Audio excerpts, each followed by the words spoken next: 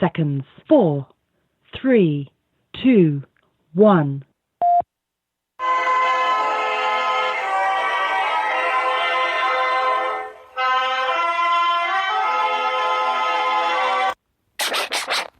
But we have to pass the bill so that you can find out what is in it.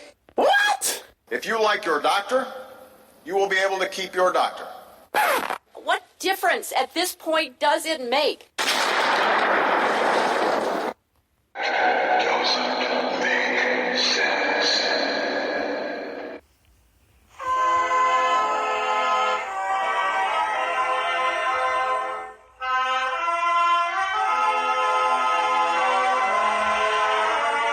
If you're looking to make sense out of what's going on in the world today, then you've come to the right place.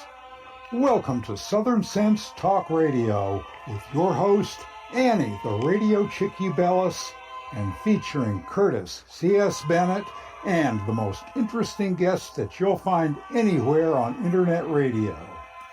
And you can join the show and let your voice be heard by dialing 917-889-3675. So sit back, relax, and remember, Southern Sense is common sense.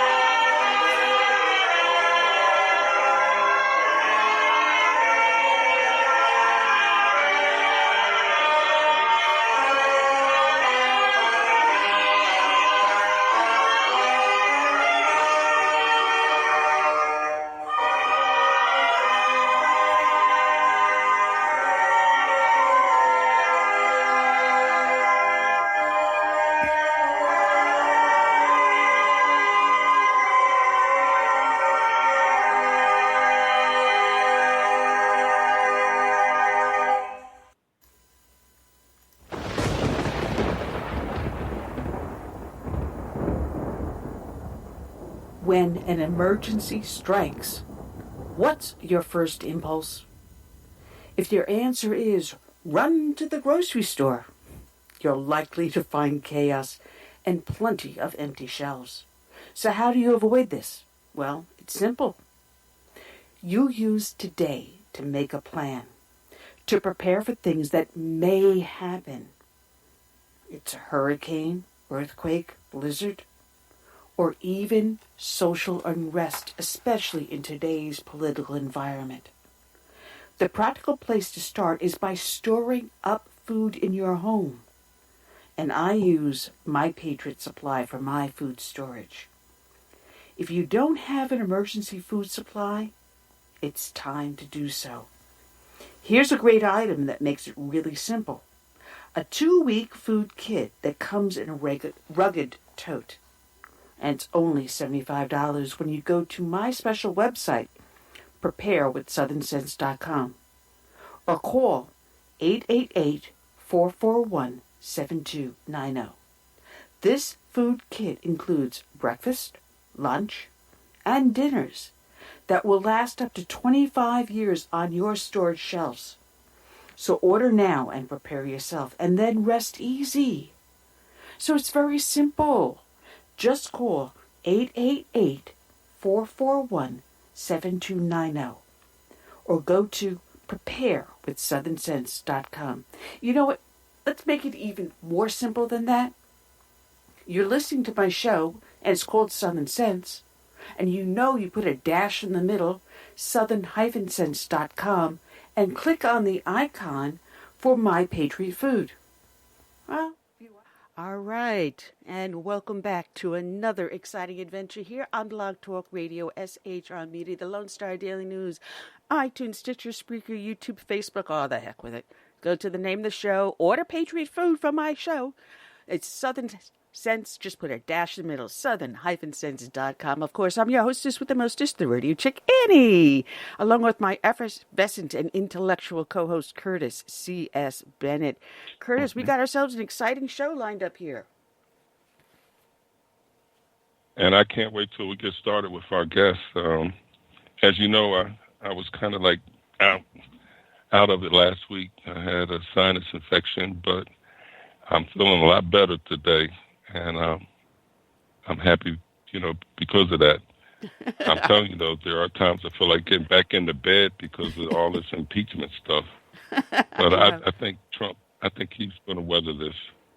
It's getting crazier and crazier, and something else just broke last night and going into today. We'll be talking about all of that. We've got great guests lined up. We've got Roger L. Simon. Those that ever read PJMedia, he is one of the co-founders of it. He is a prolific author, screenwriter, had several of his films produced in Hollywood, major films, one of them with Richard Pryor. He's a man about town, so he's going to be a lot of fun to talk with. He'll be joining us at the start of the show. He's got a new book out called The Goat. They're going to be followed by G. Michael Hopf, former U.S. Marine. Actually, never a former Marine. You're once a Marine, always a Marine. He also has 29 books out there. He wants to talk about veteran issues, transitioning, homelessness, and things like that, as well as others. We'll be talking to him in the middle of the show. And then we end up with your friend and mine, K. Carl Smith, at the end of the show. But you know what, Curtis?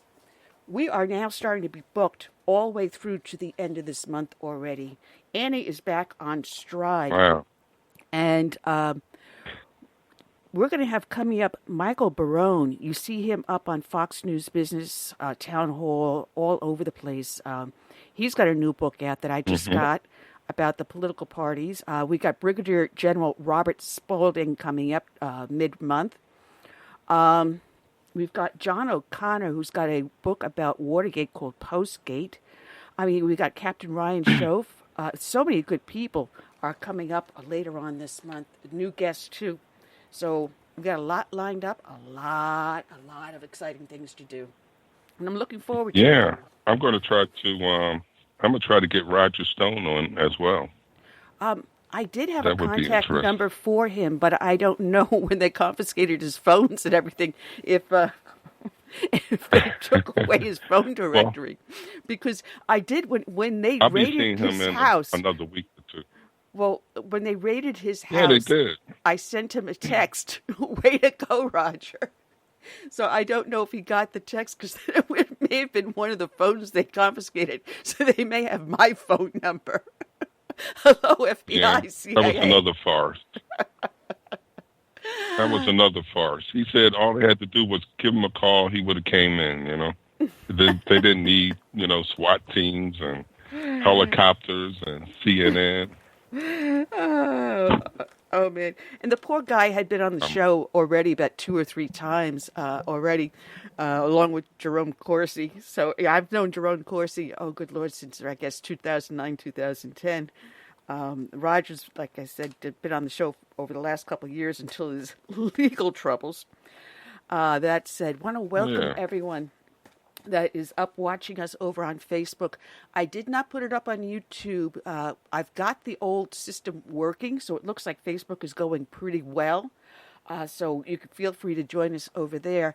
And thank you, everyone that's popping up in the chat room here on BTR. Now, down to business, Curtis. Those that watch the show and listen to the show know that we started off with a dedication to a fallen hero. And today's dedication goes out to not 1, not 2, but to 3 fallen United States Marines that were killed in the line of duty just outside the Bagram Air Force Base on April 8th of this year. Today's dedication is going to go out to Sergeant Robert A. Hendriks, Staff Sergeant Benjamin S. Hines, and Staff Sergeant Christopher K.A. Slutman. And this is from Stars and Stripes, written by Chad Garland and Claudia Grisales. And they write, 3 Marines killed Monday, April 8th, in a car bombing outside of Bagram Air Force Base, died only days before they were expected to return home from Afghanistan. Now friends and family of Corporal Robert A. Hendriks, posthumously promoted to sergeant, 25 of Locust Valley, New York, Sergeant Benjamin S. Hines, posthumously promoted to Staff Sergeant, 31 of York, Pennsylvania, and Staff Sergeant Christopher K. A. Slutman, 43 of Newark, Delaware, are all left with memories and grief. Our focus in the wake of this attack is to support the family, friends, and loved ones of our fallen Marines, said Major Roger Hollenbach, a Marine Forces Reserve spokesman. These Marines are honored for their extraordinary bravery and for their direct contribution to the defense of this nation. The fallen Marines were assigned to the 25th Marine Regiment, 4th Marine Division. They deployed to Afghanistan in October of 2018 as part of a program in which Marines train and advise Georgian infantry troops that the former Soviet Republic contributes to the NATO mission there. Slutman and Hines were expected back in the United States in a week and a half, said Kyle Moyer, a friend and Marine veteran. News that Slutman and Hines were among the dead left family and friends in their hometowns reeling. Both were assigned to a unit based in Harrisburg, Pennsylvania. They were very close, since a lot of people in our unit are from the East Coast, said Moyer of Morgantown, PA. I just really hurt for their families. I'm really sad. If their families need anything, myself and other Marines will be willing to do anything to help them. Slutman, an infantry rifleman, leaves behind a wife and 3 daughters, a former Marine in his platoon said. As a fireman in his civilian career, Slutman was truly one of New York City's bravest. He was decorated for his bravery in 2014 after rescuing an unconscious woman from a burning building in the South Bronx, Mayor Bill de Blasio said in a statement. Firefighter Slutman bravely wore 2 uniforms and committed his life to the public service, both as a New York City firefighter and a member of the United States Marine Corps, said Fire Commissioner Daniel A. Negro. The hearts and prayers of the entire department are with his loved ones and with the families of his fellow service members who lost their lives in service to our nation. Slutman joined the Marine Corps in November of 2005 and deployed to Iraq for 11 months in spring of 2008.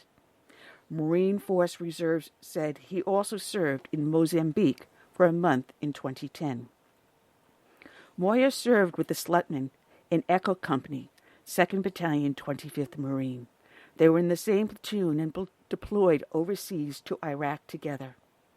Moyer said the other Marines often joked about Slutman about his age. He was in his 30s at the time, and he in turn would rub it in our faces by challenging everyone else to keep up. Christopher, he was a very caring person. He was older than everyone else, so he called him the old man, Moyer said. He never let things bother him. Slutman awards and decorations include 2 Iraq campaign medals, a Military Outstanding Volunteer Service Medal, and 4 certificates of commendation. The Afghanistan deployment, which followed about 2 months of training with the Georgian infantry outside Tbilisi, was the second for Hines. He joined the Marines in October of 2006 and served in Iraq from September 2008 to April 2009. Described as a jokester by his friends, Hines was always cracking jokes and ready to enact a scene from a movie. He was a glue that brought Marines together, they remembered. Ben was a really fun person. He was always around when we were having fun, Moyer remembered. He was involved in everything. He was just the center of it all the time. Moyer remembers Hines, who was in his early 30s, as someone who got along with everyone and spread his positive attitude among the Marines and friends. Marine veteran Sam Belly, 27, of Pipersville, Pennsylvania, said he served in Hines' squad. He was all around a great guy with an upbeat attitude who loved the Corps through and through, he said. He never treated you like a subordinate. You were always an equal and friend. Belly said Hines would lift morale by doing his version of funny lines from movies. He would know how to get everyone's morale and attitude back on track, he said. Sam's brother, John Belly, a Marine veteran who also served in the same platoon, said he and Hines hit it off quickly. I was pretty fresh in the Marines, and he was an unbelievable leader, a natural-born leader, said John. He was very attentive to his Marines and always put everyone else's needs first. Hines awards and decorations include a Navy and Marine Corps Achievement Medal, an Afghanistan Campaign Medal, 2 Iraq Campaign Medals, and a Meritorious Mast, and a form of the Marine Corps recognition for noteworthy performance.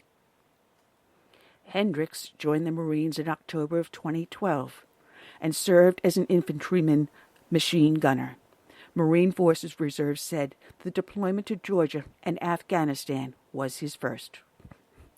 Merry Christmas from the best company you can ask for when you're away from home, he wrote on Facebook on December 25th, along with a photo of 7 Marines holding stockings and standing in front of a mine-resistant ambush-protected vehicle.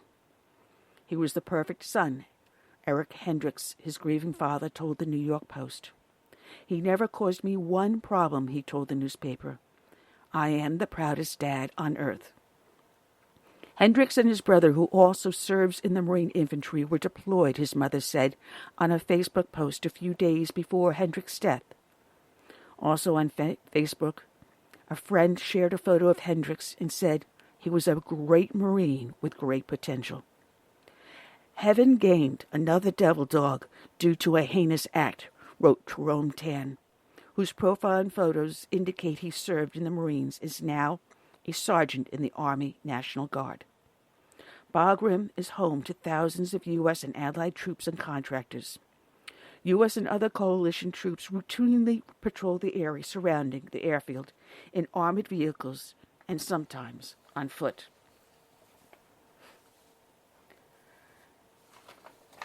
This is from New York CBS Local.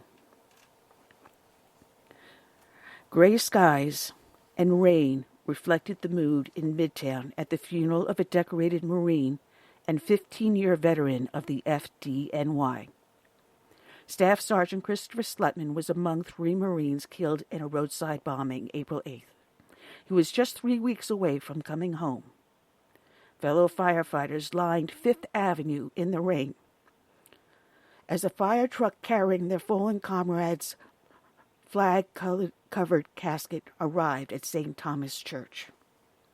His casket was taken out of the funeral home in the Bronx and placed onto his company's fire engine as his family looked on. From there, a procession leading to St. Thomas Episcopal Church on Fifth Avenue in Manhattan, where hundreds of firefighters and Marines lined the street. They saluted their fallen comrade as the casket was brought inside. A light rain began to fall. He didn't pound his chest. He didn't try to impress or drone on about what he was going to do. He just did it. He places Marines' welfare above his own always, said Sergeant Major Christopher Armstrong of the United States Marine Corps. As a Marine, the 43-year-old served 2 combat missions. He was also an Eagle Scout and a 15-year veteran of the FDNY. He received a medal in 2014 for rescuing a woman from a fire. Christopher crawled on his belly through the smoke to a rear bedroom and found an unconscious woman. He did this without the protection of the fire hose, said FDNY Battalion Chief Christopher Williamson. Those who knew him best talked about his humility and leadership skills. He was everything right about us, and the world needs more Christopher Kenley Aldrich Slutman, said Armstrong. They also touched on his lighter side, like the time he was drinking a giant pink milkshake. I jokingly said to him, Chris, you're going to ruin my image of you. Jarhead Marine warriors don't drink pink milkshakes. At this point, he took a long sip, making sure to get his nose down into the whipped cream, and said, This one does, said Williamson. The last time we spoke to Chris, we had a going-away party for him. said FDNY Lieutenant Jack Mira. Never did we think that he wasn't going to return home. And we knew he was in a danger zone. But you don't think it's going to happen to your guy. It's very humbling, very respectful, coming all the way up from Dover and seeing firemen on every single overpass, said Robert Eustace with the Uniformed Firefighters Association. Seeing a hand salute from civilians pulling over to the side of the road. It is a real slice of Americana. It reminds you that people still remember what's going on. Christopher Slutman held a lot of titles, but his most important role was husband to Shannon and father to 3 little girls. Girls, your daddy is and forever will be our hero. This world is a better place for having been by such a man. Semper Fidelis, and may God bless you, said Armstrong. Today our city mourns a hero, firefighter Christopher Slutman, and he represents the best of us, said Mayor de Blasio. On behalf of all 8.6 million New Yorkers, I offer my deepest condolences to this good family and to all brave men and women of the FDNY and the United States Marine Corps. To all who have the privilege of knowing Chris, God bless you all. Outside, his wife and daughters clung to one another as they were presented with his helmet. The next day, there was a dignified transfer, and he was laid to rest at Arlington National Cemetery.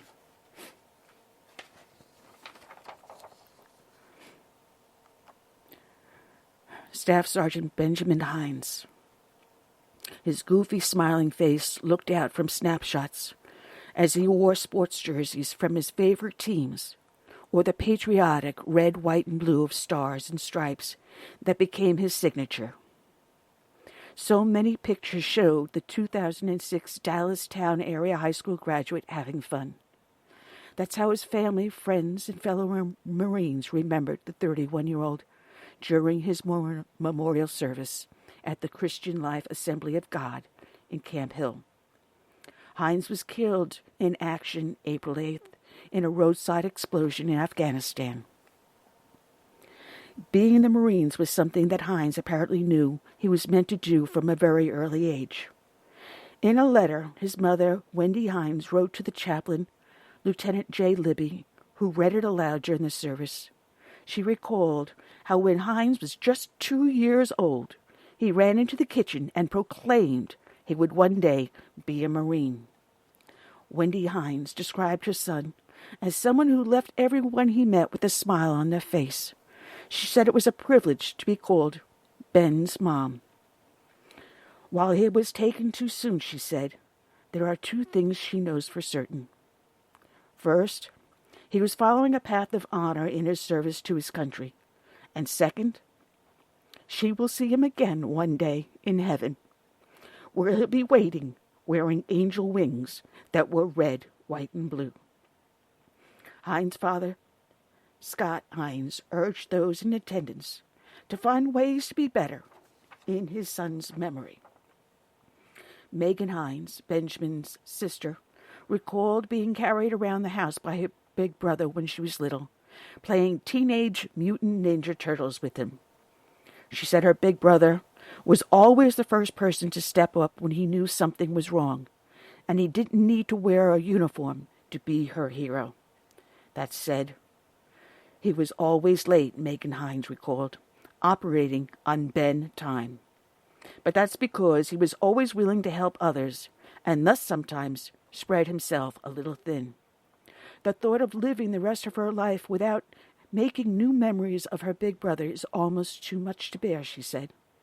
But she noted, you're having a field day with Grandma and Grandpa and the founding fathers, rousing laughter from the room.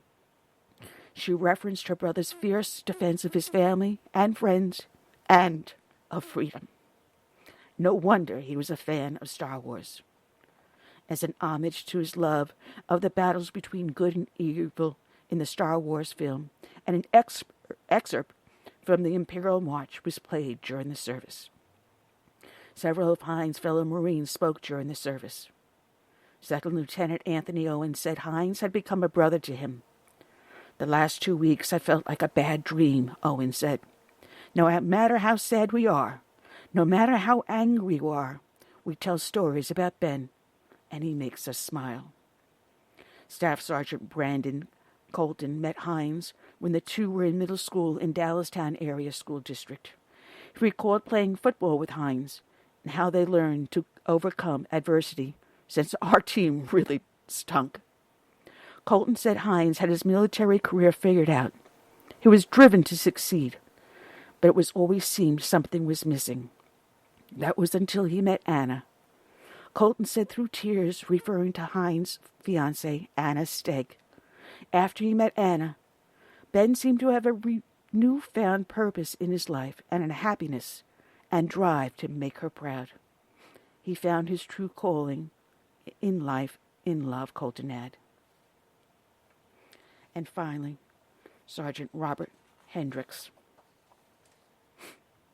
It started on weekday mornings in Locust Valley some 15 years ago when Robert Hendriks would say goodbye to his dad, Eric, at the school bus. 3, the two would tell each other, a secret code for "I love you," a discreet workaround drummed up to spare a boy from being embarrassed in front of his schoolmates. It came to an end April 7th, when Hendriks, now Marine reservist serving in Afghanistan, texted with his mom from Bagram Airfield. K3, Felicia Arculio wrote, their playful shorthand for "Okay, I love you." 3, Hendriks texts back. It was his last message home. On Tuesday, family and friends of Hendriks gathered for a wake at Whiting Funeral Home in Glenhead to remember the fallen Marine. Hendriks and 2 other Marines were killed on April 8th when their armored vehicle struck a roadside bomb near Bagram Air Base, 20 miles north of the capital of Kabul. "I heard something bad had happened out there, so I sent him. Text me you're okay," Arculio said. An hour after the motorcade carrying Hendriks' flag draped coffin back to Long Island made its way along streets lined with friends and strangers, alike solemnly clenched flags. "I never got his text," she said. In the days since, his friends and relatives have spoken reverently of Robert, the son of a New York City homicide detective and a Freeport municipal customer service agent. They reminisced about a man who seemed destined to serve his country, the kid who played war games with friends in Locust Valley and wanted to follow in the footsteps of an uncle, a cousin, and a great-grandfather who had all gone to war. The high school senior who signed up for the Marine Corps before he was old enough. He came to us and said, "This is what I want to do," Eric Hendriks recalled, adding that his son needed him and his mother to sign a waiver so he could enlist. It was his decision, and we didn't stand in his way.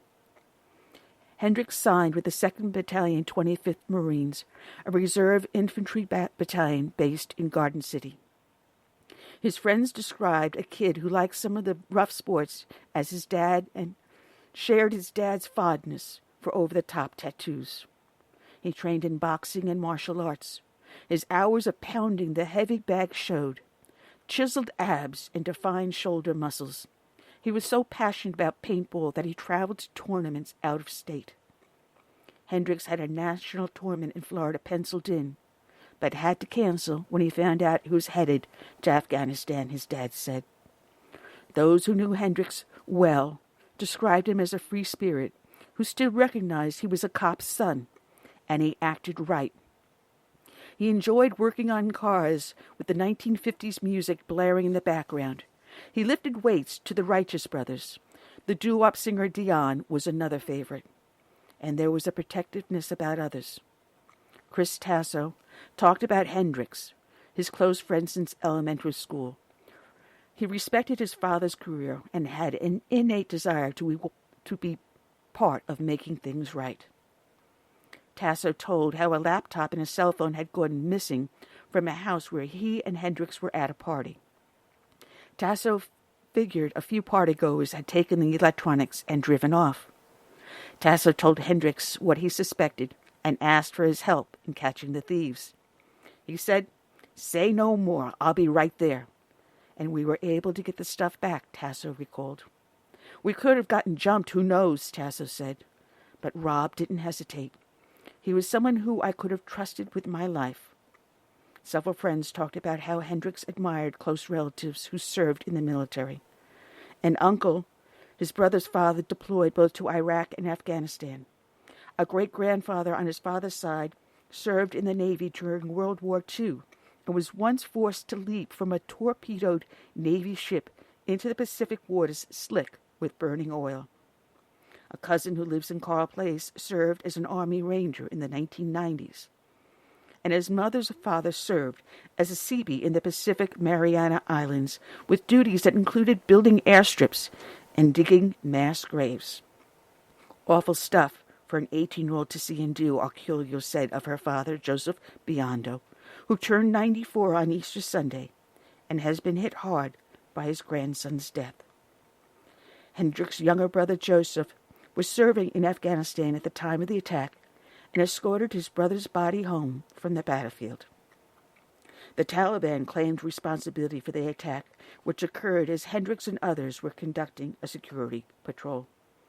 Hendriks usually acted as a turret gunner who looks out from the top of the armored vehicle.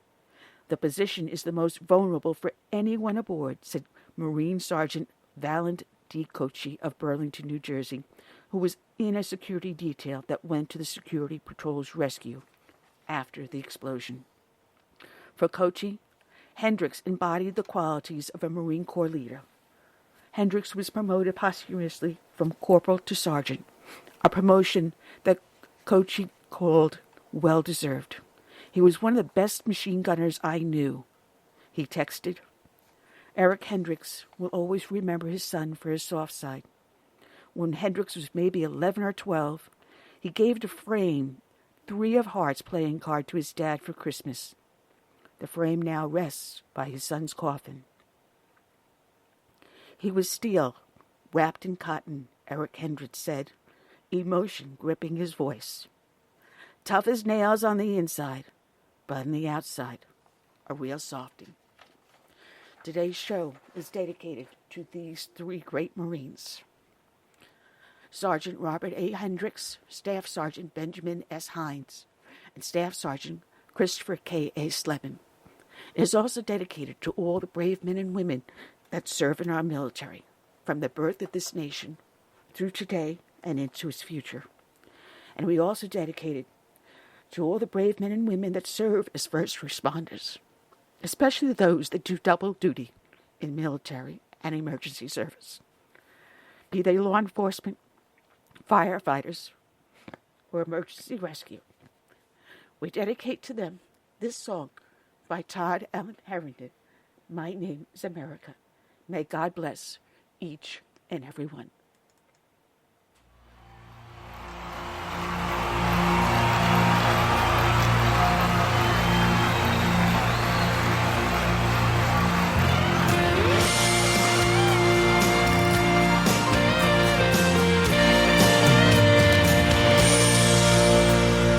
Born in the grip of oppression, I fought for my liberty. I paid with the blood of my people. Freedom has never been free. Now my door's always open to dreamers and friends. When I'm attacked, I protect and defend. Because my name is America. I stand proud and free. My name is America. Don't tread on me. I cannot be broken.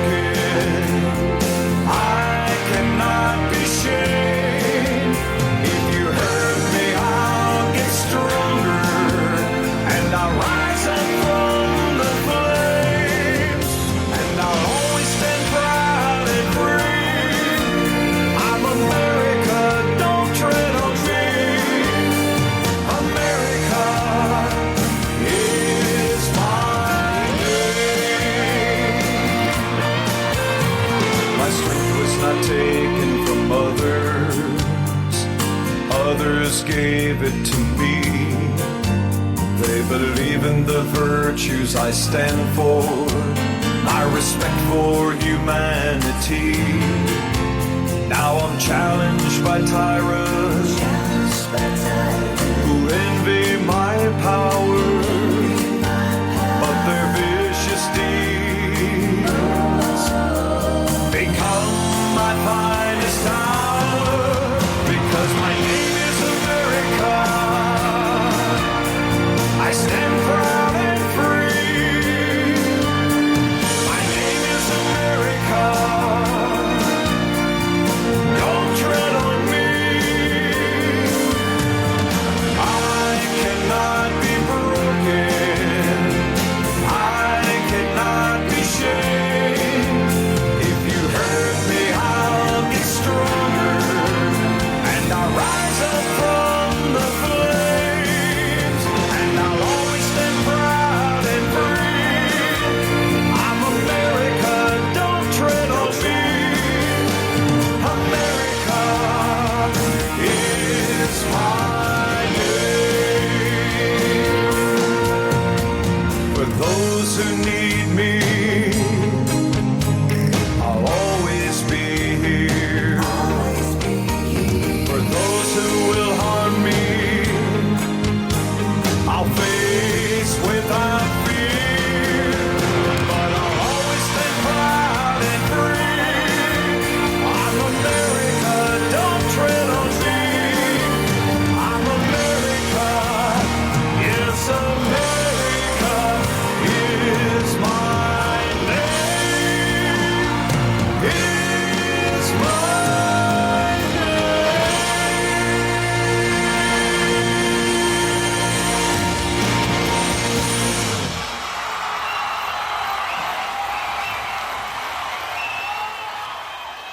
All right. Todd Allen Herndon, My Name is America. And we're back. You're here listening to Southern Sense here on Blog Talk Radio, SSgt Media, Lone Star Daily News, iTunes. I forgot where the heck I am, Curtis. iTunes, Stitcher, Spreaker, YouTube, Friday. Facebook.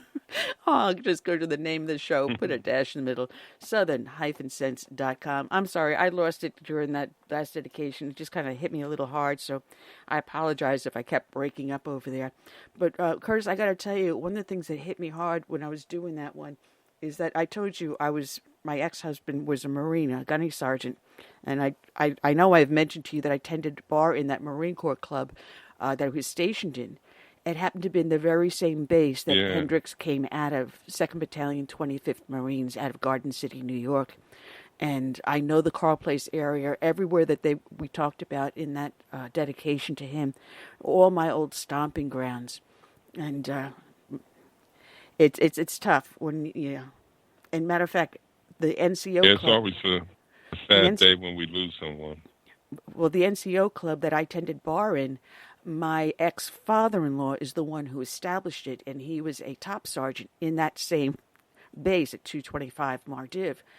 Actually, he was attached to the 1st Marine Division, which was just above it, but they controlled the NCO club, and the reserve unit is 2nd Battalion, 25th Marines, but the unit that's stationed there permanently is the 1st Mardiv. So I'm very familiar with this, and it's like a neighbor of mine, It really hits hard. Anyway, I want to welcome everyone again for joining us. And I see people are starting to show up also over in the chat room. I got a little clip I want to play, Curtis. And it's kind of funny, but it's also kind of sad at the same time. I'm just, Serious. no, I'm looking for something, and I thought I printed out an article. It's right in front of. I'm looking for the article, and it's right smack in my hand. Doy, Annie. Right there. Yeah, dummy. All right. Right there. This is from a town hall that was done by AOC, Alexandria Ocasio-Cortez, in Corona, Queens, New York.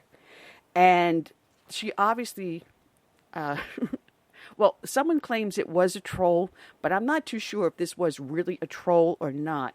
I'm going to play the clip, and then you tell me, guys, what you think. Here we go. Going to be here for much long because of the climate crisis. We only have a few months left. I love that you support the Green Deal, but it's not getting rid of fossil fuel is not going to solve the problem fast enough. A Swedish professor saying that we can eat dead people, but that's not fast enough. So I think your next campaign slogan has to be this: we got to start eating babies. We don't have enough time. There's too much CO2.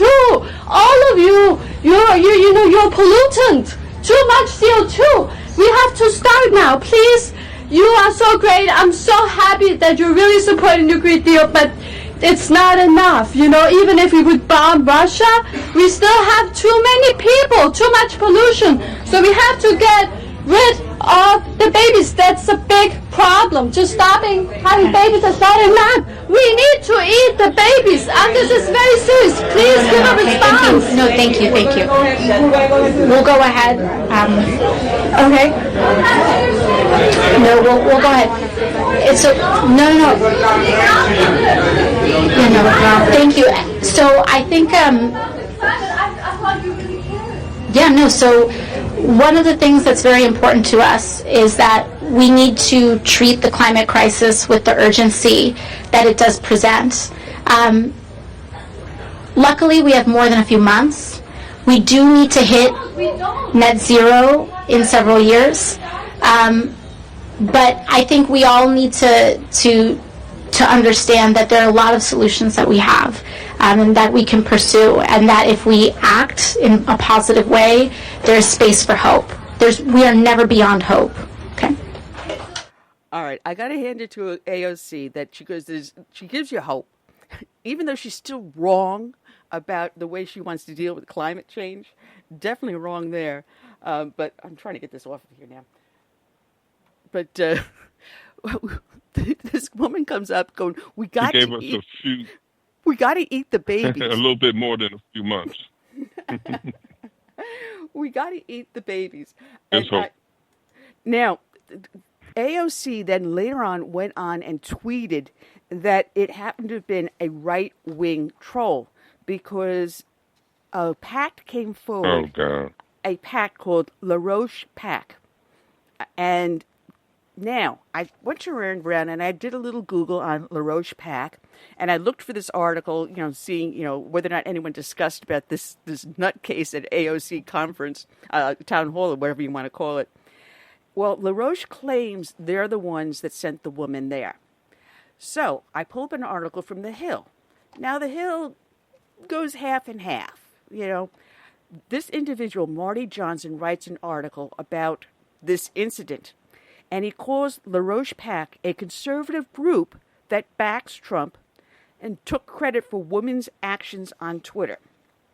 And they further say it was methyleusium isn't new. Jonathan Swift knew that. Sometimes only satire works. And it's signed by Lyndon La Roche Pact. So they admit that they sent this woman to the AOC thing. Now, I looked up to see what the heck this La Roche Pact is, because I've never heard of it. A conservative pact that would do something like that. I don't know of any conservative that would do that. You may have James O'Keefe, doing a hidden camera to expose something, but I don't know of any conservative pact or group that will go so far to do something like this. So I went and I researched La Roche. Lyndon La Roche is a gentleman who originated in radical leftist student politics in the 1960s. In the 70s and 80s, they were able to put hundreds of candidates on the ballot to run as Democrats in the United States on the La Roche platform. He himself ran for the office of presidency 8 times. Okay? Once as a libertarian, 7 times as a Democrat. So if you run for president as a Democrat, how does that make you a Republican conservative? Anyone got an answer for me? They're dreaming again. So here you got The Hill, who just lost absolute credibility in calling the La Roche Pact a conservative group that sent this troll. No, it's not a conservative group. It's your own meatheads that did it. It's your own whack jobs that sent this nutcase over there. And if you noticed, she's not a natural born American. if she is an American citizen. That's not a natural... Matter of fact, she sounded more Scandinavian than she did American. And she's quoting a Danish scientist that's just as crazy as her, that's supporting cannibalism. It was one of the most horrific things you could ever possibly think of doing. Cannibalism is yeah, that's nothing that we put out there, conservatives. I want some of that weed she's smoking. And the world is going to end in months. Not the 12 years that AOC was pushing for. And, oh, by the way, isn't she now down to about 10 years, 10 and a half years left of AOC, and then the world's going to implode because of CO2? But this is what the media puts out there. And you would think that The Hill would be a respectable enough periodical to fact-check something. Put out the right information. Put out the right information. Absolutely. And I did. I shot out on Twitter to Marty, and it's Marty J. Tweets, if anyone wants to know how to contact him on Twitter. Marty J. Tweets. And tell him what an idiot he is to not have fact-checked his stuff. Calling LaRoche movement. This is a globalization movement. They want to globalize currency, economics. This is a globalization group. How is that a conservative group? And they want to eat babies. Yeah. But folks, this is the media that we're having to deal with. And when at one point I gave the Hill respect, they've got no respect for me now. If this is what they're going to put out, now next thing you know is Trump sent her. That's the next thing we're going to hear. Trump sent her. I don't know, Curtis. Why not? He's to blame for everything else.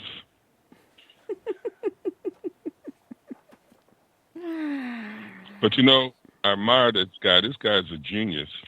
He's not a politician, but he's turning out to be politically savvy. Trump, that is. Pretty much told Nancy, or is going to tell Nancy in a letter, look, you go ahead and impeach me, do it the right way, or else we're not going to cooperate with you. This all is a sham. And that puts her, on the defense, because they really don't want to do a real impeachment. No. They really don't. So I give the guy credit. He knows what he's doing. He's not stupid. And how many Democrats, if they were to vote for impeachment and they live in a purple state, are going to do that? They're not going to. And he's calling their bluff. And good for him. Very good for him. Yeah. And I don't think they were expecting that. They were not expecting that. No, not at all. Yeah, and Chief points out in the chat room that Lyndon LaRoche has a lot of hardcore followers. And so does George Soros. Does not make either one of them a conservative. And if they have hardcore followers, still does not make you a conservative. I don't care how many people follow you on Twitter or join your organizations and don the purple robes.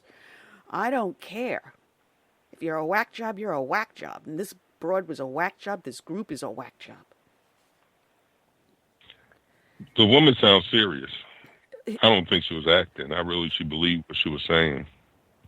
Well, I got to say that AOC does have good security, because as soon as she got up with her rants, you see her staff immediately start to come in on her, and she was eventually escorted out. Good for her security, and good for AOC for saying, hey, wait a minute, let's not get over the top here. Let's not lose all hope. Everything's not all doom and gloom. I give her credit for that, but her policy is still dead wrong. Dead wrong. I'll give someone credit where they're due, but I will also call them out where they're wrong. Well, AOC and her crew, all I can say is they're running the show on the House side, and Nancy's just a figurehead for now. But I still think Nancy is a shrewd enough politician that sooner or later she's going to topple the influence that AOC has. Just wait and see. Well, I think there are 3 or 4 Republicans that are now trying to vie for that seat for the primary. I had been in touch with one, and I never followed through on getting the person on. But I want to see how many of them I can get on that want to challenge her, and what sort of a platform and chance they have of turning over that seat. You know, I'm familiar with that area in Queens and the Bronx, and they don't like it when they're made to look stupid. That is for sure. Now, a handful of people elected her. And if you can get enough of hardcore neighborhoods to come to the polls, you can get people that sit on the fence and maybe vote once every 10 years to maybe come out and vote. You can get a New Yorker pissed off. Watch out. And Chief writes in the chat, Chief, you're sick. You are a sick puppy. He writes in the chat room that we have to eat the babies raw because cooking them would release CO2. Oh, my God. I can't believe I read that, too. You're a sick puppy. A really, really sick puppy. You know, I want to get into so many other different subjects, but I don't want to delve too deeply into something because in a few minutes you're going to be calling our guest, Roger Simon, on the phone. But yesterday, it was barely reported that here in Paris, this was in the New York Post, written by Jorge Fitzgibbon. Oh, a nice Hispanic Irishman. Okay. That good old Jorge. A deranged employee stabbed 4 people to death, including 3 cops, inside a Paris police headquarters. Now, you heard about a stabbing in Paris police headquarters and some people were killed, and that was it. Out of all those that reported it, only the New York Post reported that the 45-year-old deaf IT worker, identified in media reports as Michael Harpoon, converted to Islam 18 months ago. How come this is missing from the other reports? Oh, because we don't want to blame Islam for murdering infidels. Isn't this interesting? Now, they were too busy going after Trump. They didn't have the manpower to cover that thoroughly. Well, he did this inside of a police station. The attack covered 2 ground floor offices, and then went into a stairwell where he assaulted 2 more women. One of the women survived, was in emergency surgery, listed in critical condition. The attacker was gunned down. He was a native of Martinique and married in 2014 and lived in a quiet suburb of Paris. He converted to Islam 18 months ago, but neighbors, and of course, if you're Muslim, you're going to live in a Muslim neighborhood. So his neighbors told local reporters that there were no signs he was radicalized. Nor are the police in Paris treating the incident as a terrorist attack. However, they took his wife into custody. Now, why would you take his wife into custody if this wasn't radical Islam? If she wasn't aware of what he was going to do and potentially had the ability to stop the attack? Ask that question, Curtis. Good question, huh? I'll tell you what.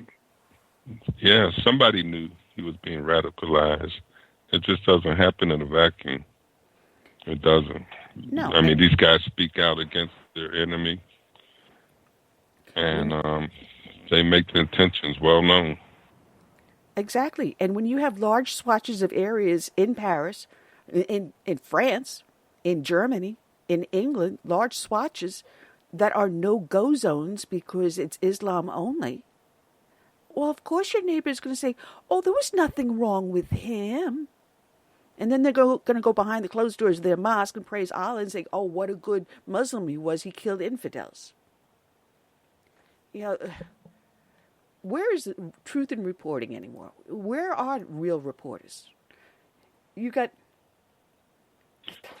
Michael J. tweets that can't even bother to do a little homework about the LaRoche PAC and who Lyndon LaRoche was and write a hack job for The Hill. And yet you have the New York Post is the only one that reports about the truth behind the attack in Paris. Where is truth in journalism anymore? We don't see it. We really don't see it at all. Well, check this out. What about the shooter in Las Vegas? I mean, we never heard any more about that guy. It's really mysterious, the events surrounding that day and his motives, and how this guy was able to get all the ammunition up in a hotel room over a period of days. And a question about his girlfriend. How interesting, she goes back home and there are ties to Islam. Really? There's a lot that they are not talking about on that one. A lot that they have behind closed doors. I know the hotel has settled with a lot of the victims. That's been all across the airwaves today. But about the shooter, nothing. Nothing at all. Absolutely nothing. But we're going to have, like I said, a lot to talk about. We're going to be talking about, hopefully with G. Michael Hopf. We'll be talking about the Biden incident, the impeachment threats. We can also be covering that along with Roger Simon. We're going to be talking about a heck of a lot of stuff we got coming up. There are... I don't even know where to start. You know how I have cursed. I have about 15,000 different things sitting in front of me, and I don't even know where to start. But there's a new whistleblower that Shifty Schiff is trying to throw into the impeachments because it seems that there's someone in the IRS that claims that someone tried to interfere with the audits on the Trump and Pence income tax records. Gee. And there was no disproportionate treatment of conservative and Tea Party groups by the IRS under the Obama administration, were there? No, not at all. Anyway, while Curtis calls our guest, I've got someone that sent me a new piece of music. It ends up being a guy that lives not too far away from me up in Charleston, has his own little group, and he thought I'd like to play it on our show. So I'm going to key this up, and the name of the gent is Gary Pecorella. And I told him if he's got more, to put it together and to send it to me. But this piece he sent over to me is called Save America.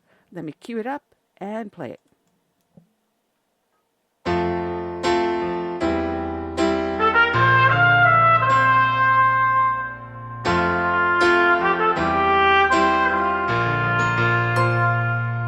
I'm praying for this land I love, America, America, the home of the free.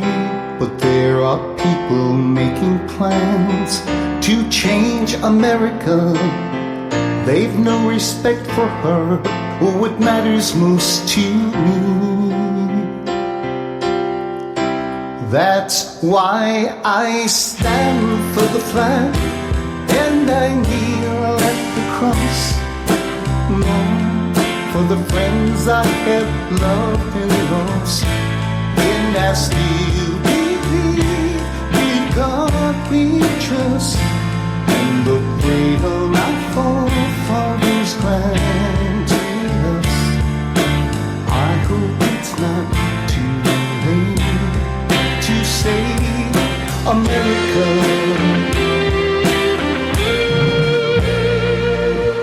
Do you hear our battle cry across America?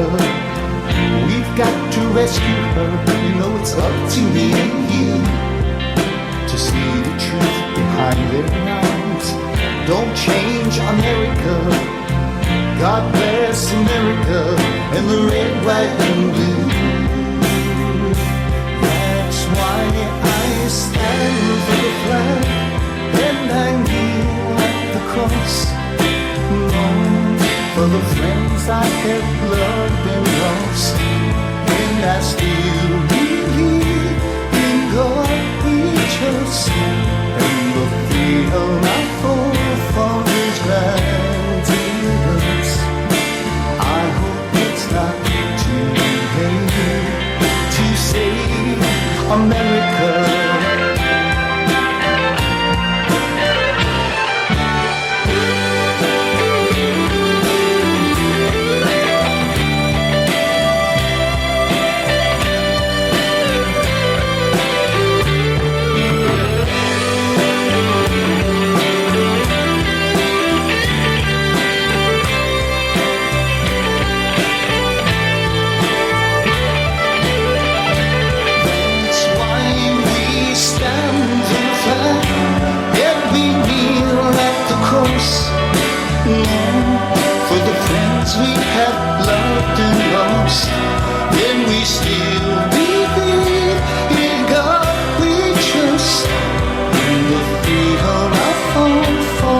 stranded us.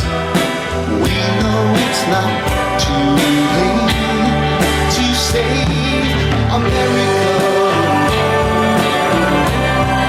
Save America. Let's save America. Together we can save America.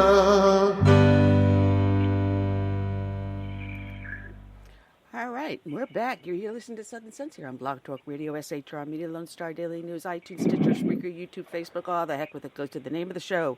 Put a dash in the middle, southern-sense.com. I'm your hostess with the mostest, the radio chick Annie, and co-host Curtis C.S. Bennett. Our guest is on the line, the latest victim of this show. Let's welcome aboard Roger L. Simon. Good afternoon, Roger. How are you today? Well, I don't feel too much like a victim, but I'm fine. You are a most prolific man.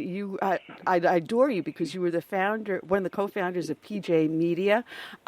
You've had articles in the New York Times, Wall Street Journal, blah, blah, blah, Real Clip, You've got movie scripts, you've got books out, you've worked with great actors like Richard Pryor, and oh my goodness, you're my idol. Well, thank you. Where do we go from here? Well, you've got a new book out called The Goat, and we're going to talk about that in a minute. But I always love to ask people that grew up on the left side of the blanket, those that knew the right side of things. I'm just wondering where you got your epiphany, especially working in Hollywood. What was that moment when you said, oh, my goodness, maybe they're not as crazy as I thought? Well, the moment was the same moment that a lot of people have when some planes flew into the World Trade Center. So that was a pretty big moment. Before that, I had another sort of sub-moment because I had been a civil rights worker in the South as a kid. When the O.J. trial was happening in L.A. and I was living there at the time, it obviously dominated the city. And the rise of the black racism inherent in that sort of just disturbed me, but it didn't completely kick me over, really. It just disturbed me. Whereas the 9/11, I guess I can remember the moment looking up at the TV set early in the morning in L.A., watching it actually happen and going, oh, no, the world isn't what I thought. Wow. And a lot of people changed right around then, but the majority of them went back after a year or two because they couldn't deal with actual change. It's a very interesting phenomenon. I've written about it really in both of my nonfiction books. And, it's very interesting how people can't deal with change because, well, they lose jobs, they lose family, they lose friends. The change is very difficult. I mean, we live in our own version of a communist society that way. We're not as free as we think we are. Well, it's easy also to slip back into old habits or to succumb to peer pressure. Because if you're in a group of people and you want to be liked, you want everyone to accept you as a friend, as a part of the in crowd, then you got to think the way they think. And you want a job. Well, that too. How about that? I mean, you're talking to the only person currently breathing with an Academy Award nomination in screenwriting for adapting a Nobel Prize winner in literature. Now, you would think they'd be lined up to have me write screenplays, but no, not after I started PJMedia. And once you came out, you were out, to say. I love to read... Exactly. And apostates, it's not just Islam that doesn't like apostates. A liberal apostate. Well, yeah. Your latest book is... They exist. Oh, yes. The latest book you have is called The Goat, and it's a fun read, and you got to take a lot of it tongue-in-cheek, and I kind of understood where you're going. It's basically a huge allegory, one after another, as you go through the book. I kind of knew where you were heading with it towards the end, so I'm not going to give it away, because I'm one of those. I don't read the last page. I'll read everything cover to cover. So I don't want to give the ending away. But the premise is that you have this guy that loves to play tennis, and like you was a screenwriter, like you was being beaten down by Hollywood. He's older, pleasantly older, and he's trying to deal with that. He gets a horrific injury, has to undergo surgery, and it seems like his life is over, but he's been given a second chance. Tell us about this. Well, it's an old story, and told with a modern twist. My modern twist with the humor, as you point out, because I believe that humor is the fastest and best way to get to people. And, but it's a combination of Faust and damn Yankees, as Powerline blog explained it. And that's really what it is. They had it. I mean, and in a story like this, when a man gets a second chance, or it could happen to a woman, of course, there's a plus and then there's a minus.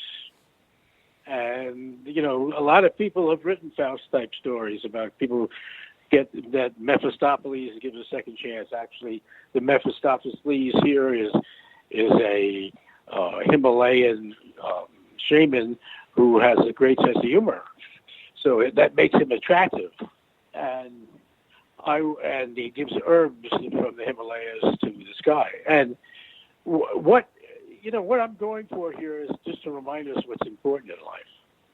Because all of us many of us who are, pray to our society, want to be rich, famous, a combination of the two, important in a lot of ways. But what's really important is something different. But I'm not the first person to remind the reader or audience of this, of course. That's what people like, Goethe were after. So it's not, I don't claim I'm the first one there, but I'm trying to renew an old message and entertain people at the same time. You could actually, for a conservative audience, excuse me, for a conservative audience, it's actually, between the lines, a pretty conservative book. Well, but not overtly, because I don't think novels should do that. No, because you do read between the lines, and your comments about what's going on in L.A. as well as Paris. As a matter of fact, there was a stabbing in Paris just the other day, and of course they don't tell anyone about what the true cause is behind the stabbing. And as I was reading that, no, how dare they? They mentioned the word Islam, and going after infidels. But I was reading the book, I'm saying, all right, fine. If you're doing a cursory read, you're going to just gloss over that and not understand what you were trying to say. But if you are a true conservative, you go, yes, someone does see something going on here and see we do have a problem. And that is, why is it only in liberal cities do you see the homelessness, the filth, the rampant drug abuse and crime? Why is it? What do they have against law and order and personal dignity? I think what they have is a split personality. I think that the people who are the furthest left are the greediest and most self-centered.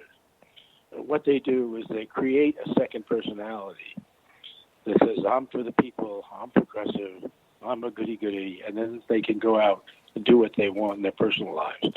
I saw this in Hollywood a lot. And the people who are the most venal in their dealings with the people they knew were the most pseudo-progressive in their public statements.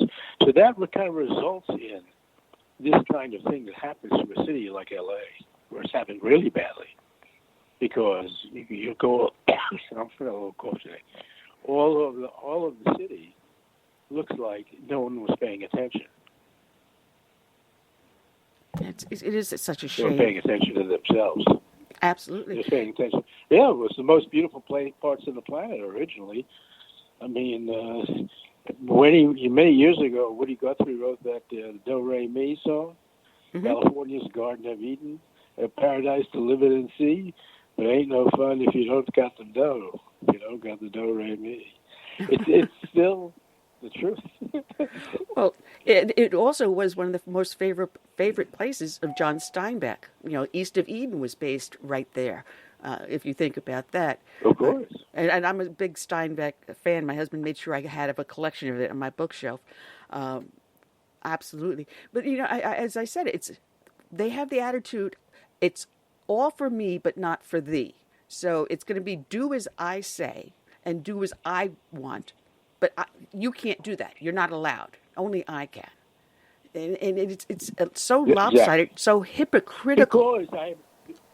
Because I set up that mini. It's like that. Remember the Austin Powers movie with the mini-me? The mini-me. He said that in those Austin Powers movies, he set up the little mini-me that was like a little miniature version of himself. That's what they all do. And the mini-me is, I'm power of the people. Oh, I'm a good person. Oh, Republicans are awful. Oh. And then the real me is living totally differently. Well, you've also written... you see that all over the world. Yeah, and you wrote 2 books about this, about exactly what you're talking about. One was called Turning Right at Hollywood and Vine, The Perils of Coming Out Conservative in Tinseltown. And the other one, which I highlighted, is I Know Best, How Moral Narcissism is Destroying Our Republic, if it hasn't already. You look at the scandal you have with these college buyouts. You get yourself into such elite status that you don't even realize that just maybe you're breaking the law? Well, apropos of the college buyouts, that I moved to Nashville about 14 months ago after 50 years in L.A. And I lived on a street in L.A. in the Hollywood Hills where half of the people in the college buyout scandal lived. So I knew them. Of course, I didn't know at the time they were doing the absolutely corrupt cheating to get their kids in college. I mean, how pathetic is that? But I'm not even going to name names here. But some of them were jogging by my house in the morning. I hope you got a good price for your house. A lot of it took place in my daughter's school. Oh no. So that was a real chicken's home to roost, and we didn't, of course, realize. My wife and I didn't realize any of it till we had moved, and then we got, oh no, because that's when the news broke. You got out just in time. Not him, not her. Oh my God!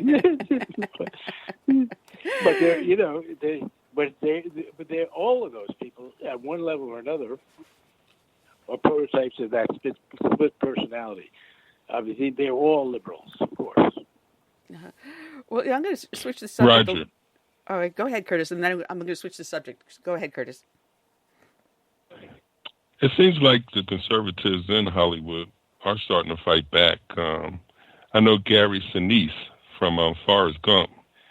He's one of the founding members of an organization called Friends of Aid. Mm-hmm. I guess it's like a support little group. Now, there was a time Hollywood was conservative, back in the 40s and 50s. Do you think it'll ever go back to that in the next 50 years? Maybe in the next 50, not in the next 5. Yeah, I was a member of Friends of Aid when I lived there. I guess I'm still technically part of it, but I don't live there. But the Friends of Aid was not as effective. I'm going to be honest, not as effective as it should have been. It didn't do what it really should do, which was get its hands on production.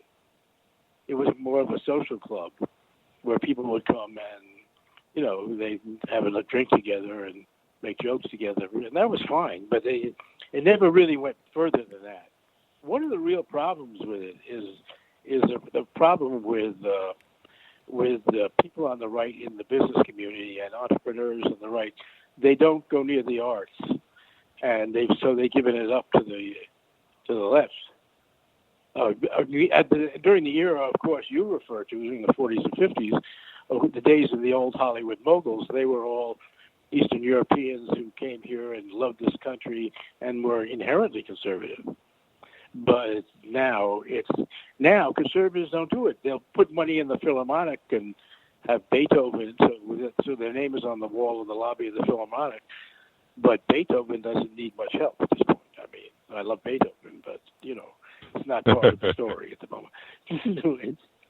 Well, so they don't. I mean, that's really a lot of the fall. So partly the fall. I've been in the middle of that, and I've been on a fair number of shows lately promoting my novel, The Goat, and I'll tell you that everybody's listening to this, but there's no results. They're years ago, Andrew Breitbart, when he was alive, obviously made the line that politics is downstream of culture, and of course he was right. But I guess it didn't sink in. Well, hopefully someone listening here will end up picking up the book. When we get most of the people listen to the archives, that's when we have the greatest number of hits, and hopefully we'll see an uptick for you. So people, listen to me. Go to RogerLSimon.com. There's a link on the show page. Click on the link and go to his page and get his book. Is it available on Kindle? Yeah, it's on Kindle. It's on paperback, and it's in hardback, and it's actually selling pretty well. And in about a month, if you can wait that long, but I don't want you to, there will be an audio book of it as well. All right. And we're working on trying to get it made as a movie if they don't hate me too much. Maybe there's because it would make a good movie. It would make a very good movie. Well, there's a couple of conservative producers out there that maybe like Kevin Sorbo could do something. Because your agent sent me the press copy. That's why I wasn't sure if it was available in there. But just to switch the subject a little bit, because I'm watching the clock now, you wrote an op-ed piece at the Wall Street Journal. No, that was what he wrote. You wrote it over in PJMedia about Casey's op-ed. Why the Democrats should be very, very fearful about what they're pulling right now with this attempt of impeachment investigation. And as we were speaking, getting ready to go on air, it's just getting thicker and thicker out there. They have no idea the can of worms they're opening, do they? No, it's kind of a really sad situation because how people are going to go backwards now, I'm not all sure. But, I mean, because where it's going to end up, I don't know. I'm not Nostradamus. And if you look it up, Nostradamus wasn't either. He made a lot of mistakes. But, I mean, if it actually happens that they destroy Trump, they've destroyed the country. And that's irrespective of how much you like Trump. Because they've destroyed him for no reason. And half the country will never forgive them. So we'll be stuck. I mean, it will be an awful situation. The can of worms they are opening is really horrifying. And I hope that Bill Barr's investigation will go public soon enough that it'll scare the pants off of them. Because it's quite obvious that the whole Russia probe was a fake that was instigated by people in the Obama administration, really. And that's therefore, a lot of what's going on now with this impeachment thing is a cover-up of that they want to, because they know that's true, too. I mean, it's pretty obvious. The whole thing, I've never seen anything like this in my lifetime, and I'm not young, so I don't know what to say. Well, I think we're all a little flummoxed at the moment. Well, I'm slightly younger than you, but I do remember the Nixon impeachment movement. I do remember watching the fall of Saigon. So, yeah, I remember living through that era, and that was nuts. But this, hands down, I say, is the craziest that has ever been in my lifetime.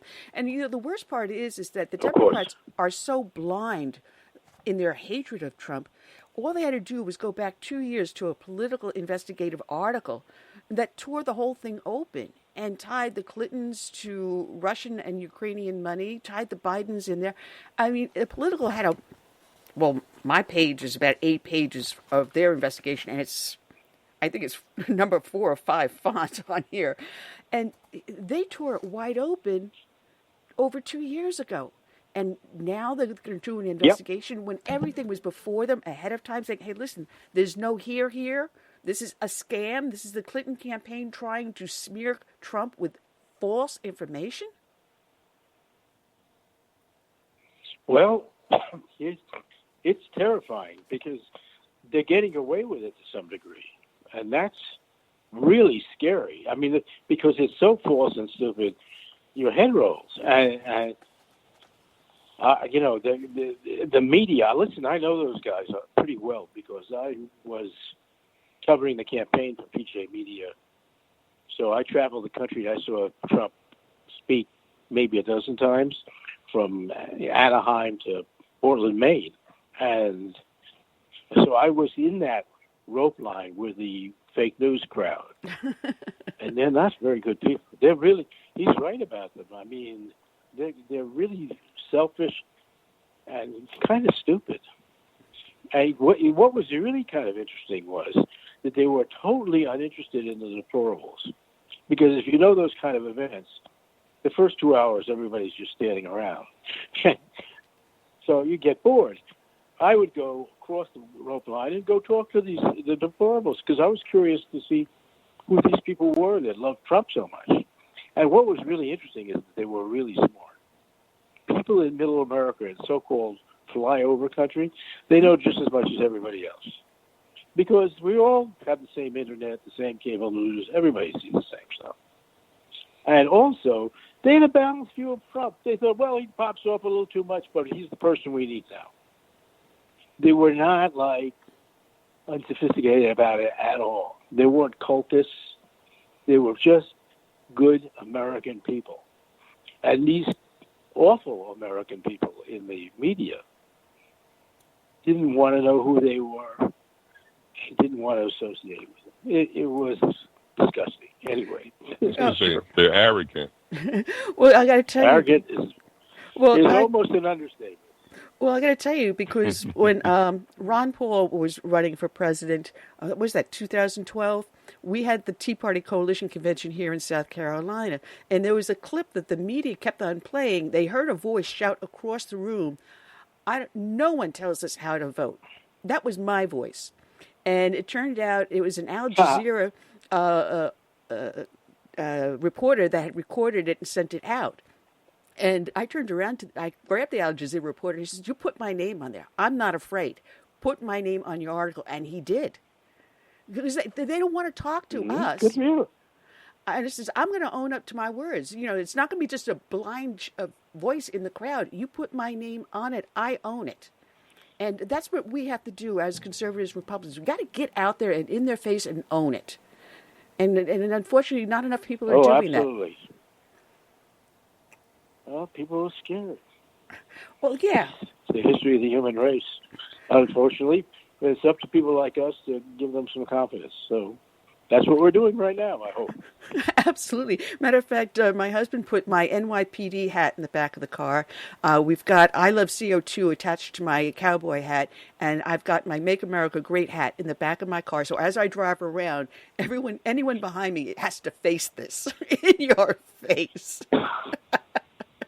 What part of South Carolina are you in? I'm in Beaufort. What part of South? Beaufort, which is part of the High Command. I mean, that's where I was in the civil. I've been in South Carolina a lot. I mean, I like it. I almost lived in Charleston, and not far from Beaufort, obviously. And then when I was in the civil rights movement, I was in Sumter for several months. Yep. Beautiful living country. living in the house of Martin Luther King's cousin. Nice. We've had Alveda King on also a couple of times. Yeah. And matter of fact, a week ago. Yeah. Matter of fact, great person. One of the very first people I interviewed when I started doing the show back in 2010 was Judge Murray Silver, which was high in the civil rights movement. At the time, you probably were here, but he was out of Atlanta and Savannah. He was best friends with Martin Luther King Jr.'s father, Daddy King, and he wrote a book called Daddy King and Me. So, yeah, we're right in the heart of all that was going on here. A little history that you didn't know. But I want to promote your book, which is called The Goat. People can go to your website, rogerlsimon.com, and get the book. Or go to Amazon. Absolutely. Get it on Amazon right away. Bam. Well, I've got to mention... And leave a review. The reviews are great on Amazon. You can read them. Yeah, well, it's going to be interesting to see what's going to go on now as Adam Schiff or as Trump calls them, shifty shift, moves further into this investigation. But you're starting to see, I think, a rift with some of the Democrats. I mean, you see people like Republican, or he's not even a Republican anymore, Justin Amash, supporting impeachment. I think he's lost his mind. But you're starting to see a rift with some of the Democrats going, maybe I'm sticking my neck out a little too far here. Well, you'll see that, and you'll see also Republicans like Romney and Sassy in the Senate have also gone against Trump. In the case of Romney, it's envy, so obviously jealousy that's ridiculous. But anyway, you're going to see a lot of that stuff. But hang on. Yeah, well, and fight. There has to be a fight. It's going to have to be a fight. And Trump threw the gauntlet down today. He says, I'm not going to answer a single subpoena. You bring it to a vote. And I think it's the right thing for him to do. Put your money where your mouth is. Yes, I agree. And I think that's the smartest thing for him to do. So what is next for you after this book? You have anything else planned? Yes, but I can't talk about it in public. I'm working on a new company with my wife and some other people in the world of higher education, which we think needs serious reform. And you'll hear about it in a couple of months. Well, then I'm always.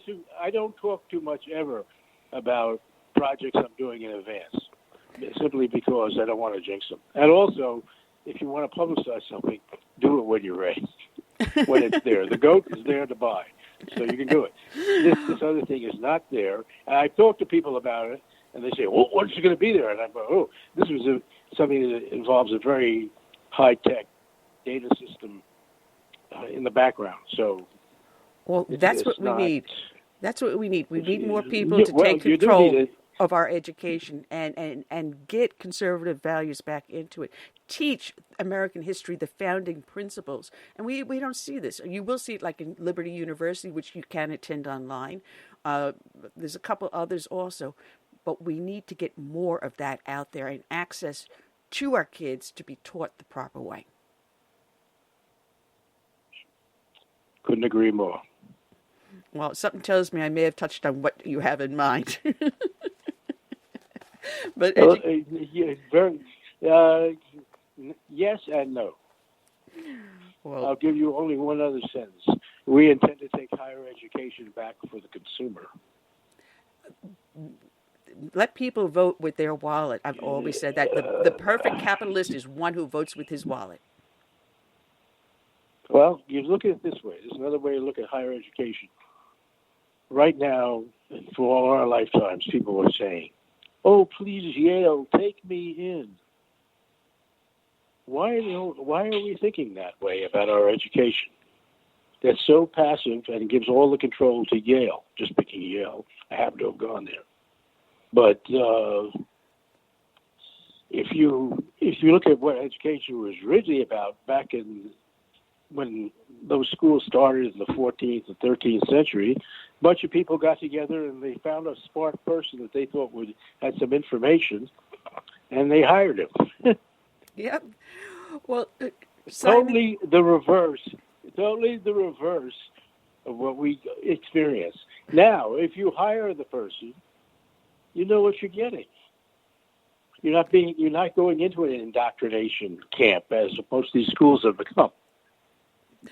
Well, Roger, it has been an absolute pleasure, and God bless you for the hard work you do. But I want to mention one final thing. Next week is coming up, is Yom Kippur, so I have 2 words for you. Yom Tov. Thank you. God bless her. Yom Tov to you as well. Okay. All right, Roger L. Simon, check out his book, which is called The Goat. It's an excellent book. I loved it. I had a lot of fun reading it. You can get it at Amazon or go to his website, rogerlsimon.com. And the book, again, is The Goat. I'm telling you, get it and put it in your hands of your favorite liberal and let them read it. Let's bring on our next victim into this. I'm going to buy it today. You're what? You're going to buy it today? I'm going to buy it today, yeah. Excellent, excellent. Take care, Roger. Our next guest here, U.S. Marine Corps, hoorah, G. Michael Hopf, and you're talking to me, and I'm in the heart of the Tri-Command, halfway between Parris Island and the Marine Corps Air Station. So you feel at home here. Welcome aboard. Well, I appreciate that. Thank you so much for having me on. Oh, it is our pleasure. Now, when I spoke to or emailed back and forth with your wife, I was kind of like, well, where do we want to go with you? Because you kind of like were all over the place on what you do. And you've got a bunch of books out on your website. I've counted 29. Is that correct? I have, I've actually done over 30. I just came out with my 31st book 2 weeks ago. There's some other books that are kind of sold more in a private sector. They're just books I've written that they're not for sale publicly. But as far as what the general public can get, 29 books. Wow. Wow. And I want to let you know that we started off the show. We do every show with a dedication to a fallen hero. And today's dedication was to 3 Marines that fell back on April 8th of this year over at near Bayram Air Force Base, just to let you know. And one of them happened to have been stationed at the same base my ex-husband was at. And I tended bar at that NCO club there. So it's a very emotional show for me today at this point. But well, I want to thank your husband for his service. That's very honorable of him to do that. And I know what it's like to lose brothers in arms. And twice a year I go up to Camp Pendleton, and we have these we call memorial humps. A hump is like a hike for civilians, but we do it with some gear. And we go up to the top of one of these mountains outside of Camp Horno, and that's where I was stationed for a period of time when I was with the 1st Marine Regiment with Weapons Company 1-1. And we go up there, and it's a place where we go. It's a very solemn place, and we honor all the fallen from the 1st Marine Regiment. So we do that twice a year, and I think it's very important, not just for us, but just for Americans to remember those men and women that have given all to this country. Absolutely, absolutely. And my ex-husband is now remarried, so he's I don't know, I think he's in North Carolina or something, wherever he is. But when I was married to him, I entered into NYPD, and shortly after that, Colonel Kelly, that was in charge of the 1st Mardiv in Garden City, New York, where this kid was a reservist at 225, happened to end up becoming the police commissioner at NYPD. And so I ran into him at a cocktail function. It's like, oh, yeah, we know each other. And so it's funny. I ended up serving under him twice, once as a bartender for the NCO club and once as one of his cops. Small world, isn't it? Right? Isn't it a small world? It's so amazing. And that's why I think it's always important to, have those good relations with people like that. And that's, it's also, it's interesting too. And I tell this to people, and you'll understand, as far as when it comes to the military, and I know I'll just talk from just being a Marine, and it's so funny. I've been out and I'll meet other Marines. I've never met these people before. I'll just meet them. And once you know they're a Marine and you just have the same talk and you kind of have that same, language, back and forth, and I'll walk away and my wife goes, oh, who's that? Is that an old friend? Like, no, I just met him. It's like, oh, you're talking to him like you've known him for years. It's just because there's just this instant rapport that you have. And you know that you've walked in some of the same places and you've done some of the same things and you've experienced some of those things that are similar. So it's something, it's definitely like a fraternity that carries on for the rest of your life. Well, here I want to transition, and using the word transition deliberately, because one of the things that your wife said you wanted to talk about was transitioning from active duty back to here, stateside. And it's not easy, especially with the political environment you end up walking into. And we see record number of homeless, of veterans, and a growing number of them are female veterans being left out on the street and vulnerable. And we don't see a lot of services helping people transition from active duty, from seeing combat, possibly even being wounded in the line of duty, and coming back home to people that simply just don't understand or they just don't care. No, without a doubt. And it's, I think a lot of that, I just did an interview the other day too with a gentleman, and I think the biggest disconnect what's happening now is that you've got such a large population, as far as the American population is 330 million, give or take. But then the actual warrior class, or those people that have actually served, is very small. And so you can run into the average American every single day, and they actually have no connection to anybody or anything. Or maybe the closest they'll have is their great-grandfather or their grandfather served. But as far as an everyday kind of life or everyday people that they intermix in, there's a big disconnect between, I think, the American society and the war fighters, the people that have served for them. I think that's one of the issues, and I do believe it in the heart of a lot of this kind of the average American. They do care about veterans, but again, because there's so many separations from them, they kind of easily forget about them, and then they can't really relate with them. I know when I transitioned back, I think one of the reasons I think I was successful is that I went right from the Marine Corps and then right into a job where everyone around me were veterans. I became a commercial diver, and it was heavily. I think 90% of our class were all vets, and so here I am again hanging out with the same kind of mentality, the same kind of attitude. And that carried me forward for a few years. And then I went into another job where everybody there is either law enforcement or veterans. And that was when I was an executive protection agent. And so I was given a good 12, 13 years to kind of slowly transition back in because I was surrounded in my work environment by fellow veterans. Well, is there any service that are not, I don't want to specifically say government because we're relying too much on government helping, but some way in which to ease the transition. If there could be a partnership, a public-private sort of partnership to help ease these guys back in, to help them find jobs. I know here we do job fairs all the time that help get veterans into jobs, especially young kids that have just separated, But I live in a heavy military community. And when they come back into areas such like New York City, you get dumped on the street and that's it. You're lost. And you end up being one shuffled into the crowd.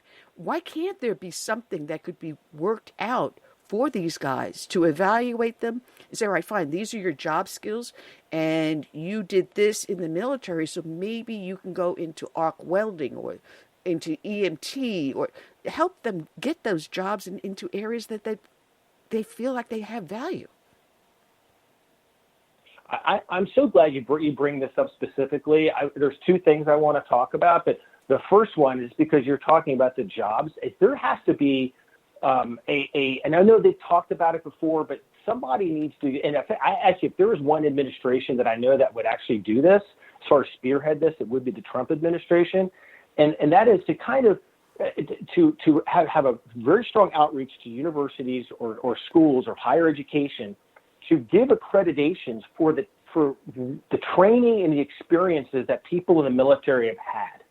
That so they come back, they instantly almost essentially have an associate's degree, or they're close to now having a bachelor's degree just because they've done 8 years and they've done it in this whatever field they were in, whatever their MOS was, and it just translates over. So what happens so often is you'll have guys and gals will get out, they've done 4, 6, 8, 10, whatever, and they'll get out and they essentially got to start right from zero again sometimes. And they got to go and get a 4-year degree or whatever it is. So what did all that time mean? And there's a lot of managerial jobs they can go right into, because I know guys that are 20, 22-year-old corporals that have led men in battle. I think they can manage, a store. I think they can handle that. They've proven they've got leadership. And I think there has to be something in where they're given college credit for the time that they've served and for the specialties and training that they've had. The second point I wanted to talk about, and this is, I think there are, and I can send you some, by the way, some emails to some wonderful nonprofits that are really aggressive out there to try to provide services for transitioning veterans. But something, and I have this conversation with people I know, I have it all the time. A lot of it is the services will be there, is some vets they have this attitude. They don't want to take a helping hand. I don't know if it's coming from a sense of pride or if they feel it's a weakness in them. But there is also that at play. And we have had many conversations in the veteran community about, it's like, guys, it's okay to ask for help. It's okay to pick up the phone and say something's wrong. It's not a sign of weakness to have a cry for help if it's feeling really dark for you, So I don't know how to sometimes get to those veterans that feel that way, and then they just kind of isolate themselves. That is something that I understand exactly what you're talking about.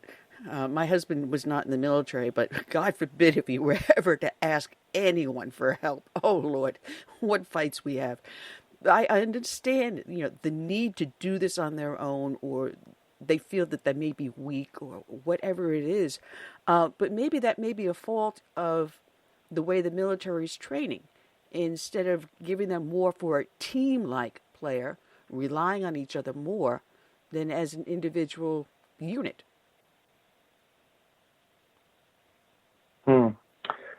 Yeah, possibly. I know. It's even like the some of the stuff that I've seen with some veterans too. It even comes down to not just with transitioning veterans, but I've even encountered this with vets that they'll have a great idea, they'll have a widget, whatever, they'll create a product, whatever, and then they don't want to take it the next step further. I did a podcast with a guy, you should have him on, Scott Husing. Major Scott Husing, retired Marine. He led Echo Company at the Battle of Ramadi. Yes, he's been a couple of times. He and I are good friends. Uh-huh. Yeah. Scott and I we're really good friends. In fact, I want to see Scott tomorrow. Matter of fact, I was talking to Colin Heaton. We were talking about this. I was talking to Colin Heaton about him just today. Oh, really? Yes. Yeah, we're doing a book signing up in Oceanside tomorrow. Told you, he and I, world. and then six other veteran authors are going to be at this Barnes and Noble doing a kind of a panel discussion and the book signing and things like that. I've known Colin and his wife Anne Marie from about 10 years now. Oh wow! Yeah, so small world. But absolutely. See, right there is a great example. Scott and I have been chatting for a couple of years now, and like he and I, because back in July, he and I were on a podcast together, and we were talking about how can we get through the veterans, because we will know guys and gals that'll have these interesting ideas. Again, they'll create a product, they'll do something, and then they'll stop because the pride, they feel like I can't go out and sell this because the selling is cheesy, or it's the pride thing that gets there, and I don't know how to. And we've had this really, impassioned conversation about like, how can we get through it? It's okay to do this, or it's okay to ask for help. How do you put that stuff aside? But the one thing I do know, and it goes back to my own transition, is it's important, if there's any veterans listening right now, stay in contact with your battle buddies, stay in contact with the people you served with, or go down and join VFWs, go join American Legions. I'm a member of the American Legion over here in Encinitas in California. And that is a good way. You'll walk right in those doors, and that rapport will be there with the first person you run into. And link up with people that have also served if you can't link up with the guys you actually served with. It's staying in contact with those people when you need to have those conversations is the biggest thing. And sometimes people will get out and they just don't want to talk to anybody. Well, again, the people at home don't understand. They can't relate. And then they kind of cut themselves off from the guys they served with, and then they feel very isolated. And so if you guys are listening out there, go to the VFW, go to the American Legion, walk in those halls. Those people will bring you in, and they also have great services to help with transitioning there too. Well, if we take just a little break, hang on a second, Curtis, just for a little break, because I promised Dan Perkins I would play this, and let me ring this up because he also does a lot for veterans. He's got the songs for soldiers charity. Dan Perkins here with your songs and stories for soldiers, veterans tip of the day. Did you get a flu shot last year? If you answered no, you don't have an excuse this year. You can get a shot at your closest VA center on your next visit. for free. But what if you don't have a visit planned in the near future? Don't have a visit planned? Here's an alternative. Here's your Veterans Tip of the Day. The Veterans Administrations and Walgreens have teamed up to make flu shots more accessible and free to veterans. They have made it very easy for you to get this protection. Protecting yourself is a good idea. Getting a flu shot at the VA or consider going to a local Walgreens. Both are free. Just go to your local Walgreens, no appointment necessary, show your ID card, and get your flu shot for free. Protecting yourself. Get a flu shot. Last year, over 80,000 people in America died from the flu. The life you save just might be your own. This has been your Songs and Stories for Soldiers, Veterans Tip of the Day. I'm Dan Perkins. I just had to get that in for him. I promised him I would play it. But we have That's to. Good. Curtis, you had a question, so go ahead, baby. Yeah. What do you think is behind the large number of suicides? Is it the long deployments or battle fatigue or what? Or a combination? I think there's some of that. But I know some of the studies is some of the suicides, they haven't even experienced combat. You have some of that too. And I think it's just this isolation that these men and women feel when they get back. Some of them, again, haven't had like hardened combat, but yet they've also deployed. But they come back and they've gone through all these experiences, and then they come back and it's just a real big disconnect between the culture in America and the warrior class. And again, they then start to isolate themselves. And then there's also a lot of these theories that whenever they go to the VA and then they get on some of these cocktails of drugs that are given to them, that's not a good thing. I don't think. I wish I could answer what I think everybody would want to know exactly what the actual answer was, but I think there's definitely a combination of what you just said for sure. You know, they've been making some headway with changing the VA, and that was a huge problem. Where records weren't even being put into the computers. They had one whole floor in the VA in Maryland start to collapse because it was so much heavy paperwork in there, and it was not all computerized. You know, it's getting a little bit better.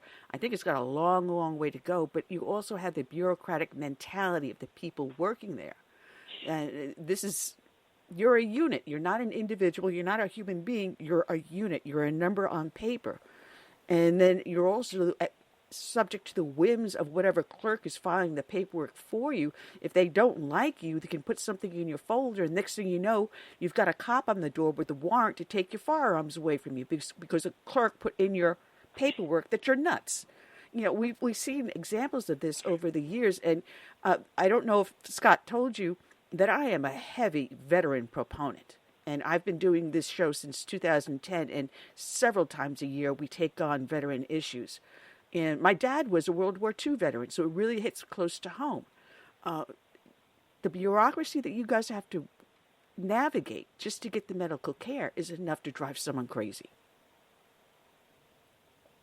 Oh, I know. I'm just experiencing that myself. For many years, I stayed away from the VA, and finally I decided to go. I've got my first appointment on Tuesday. Now, I did go down and have to finalize some paperwork for my eligibility a couple weeks ago, and at the VA hospital down in La Jolla. And I will say my experience there was actually good.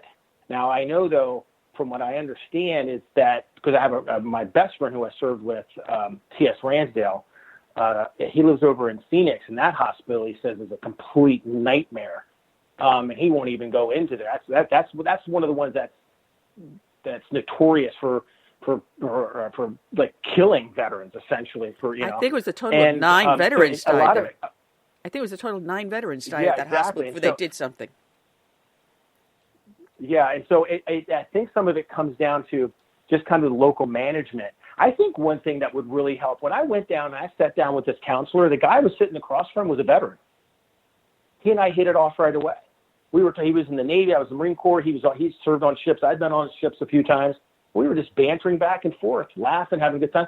He was very professional and streamlined all my stuff for me.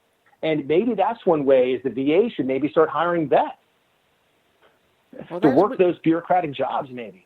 That's one thing that we had suggested to someone that was working on that a number of years ago on this show. I think it was something like 5 or 6 years ago when the VA scandal was just hitting the peak. Yeah, and you guys know what the other guys need the most. So don't hire civilians unless you really have to. Hire your own vets that know what each other needs the most. I agree. I think, that was my big takeaway when I walked out of there that day.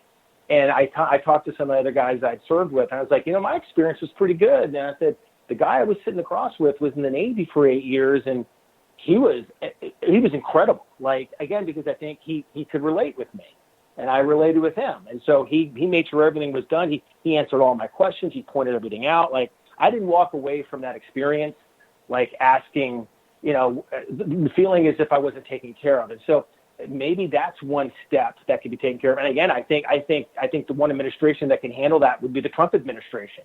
They're the one that you can see some of the changes that have been implemented. Because I knew guys because I've only just started going. I've stayed away from it because I didn't want to die. So I'm not saying that as a joke because it's not funny, but it's just that's why I did. I stayed away from it until eventually recently, because I know some of these changes, and I was talking to some other guys, and they're like, no, it's gotten a lot better in the past couple of years. And so, maybe that's another change that can be implemented, is they have an aggressive hiring process of veterans, bring them right out of the service and right into the rank and file of the VA. Yeah. It's funny we were talking about this because as of yesterday, it marked 6 years since my dad passed away, and he never went to the VA until he retired and no longer had his health insurance from his company. And I said, Dad, you're a veteran, go to the VA. And that's when he finally signed up for it. And when he moved to where my parents moved, the VA hospital that he had to deal with, oh my goodness, things were delayed and procedures were delayed so far that by the time he was eligible to have it, he physically couldn't have it any longer. And I still say to this day, he would have been alive a lot longer if it wasn't for the VA delaying a lot of the treatment. So I personally understand where you're coming from and where a lot of these veterans are going. It is such a travesty. It's outrageous that there's this issue. And I tell my friends, like, you want to see what single payer healthcare looks like, look at the VA. So it's like it's a true scandal that it's taken for so long for it to be improved to where it is today, and they're still, I believe, hopefully working on that and making it even a better experience. It's a true scandal that this is what the country will do to the people that were willing to die for it. It's horrible. Oh, absolutely horrible. It is. I'm just curious as to why we now have such a high veteran homeless situation here. We've never seen it this bad. Why is it now that, we've got veterans living on the street? We got illegal immigrants with better housing, better health and food care than we have for our veterans. Oh, no, without a doubt. That's something I think I was listening to. There was some bill or something, I think there was a bill in Congress, and I think I was listening to Dan Crenshaw, Representative Crenshaw, talking about it. And essentially it was expediting kind of medical records for illegal aliens, and this is something that veterans can't even get done. And I think it was about trying to make them like electronic files that can be easily transmitted and whatnot. And it's just why are they prioritizing people that aren't even Americans over those Americans that have risked their lives for it? It's mind-numbingly insane. And as far as the homeless situation, one, I think we've seen an explosion of just homeless vets and suicides too. So one, we've been year 19 of conflict. So you just see a tremendous number of the veteran community that have been deployed and doing multiple combat tours what your partner was talking about, like, battle fatigue, all these things. So I think what you have, the long protracted conflicts that we've had we're seeing the results of that right now. And that is with the suicide rate, and I think also with the homelessness versus when we were seeing during the Cold War. Well, Curtis, you served during Desert Storm, right? That's correct.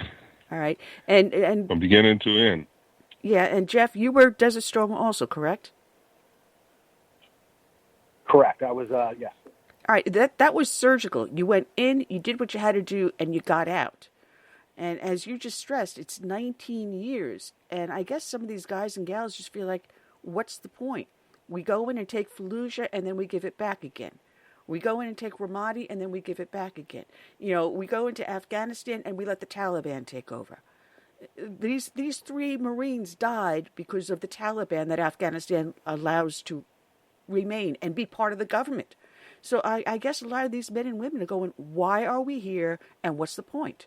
Whereas you two were under surgical strikes, this is drawn out, and somewhere along the way, we've got to find a conclusion. I'm so glad you brought this up, because one, the 2 times a year I go up to Camp Pendleton and I meet with these vets. And it's become quite a large group now. We had the honor of having a vet from the Korean War make it out there. Now he didn't go on the hump, but he was there at the barbecue and we were hanging out with him. He's listening there telling us all war stories and stuff, which is amazing.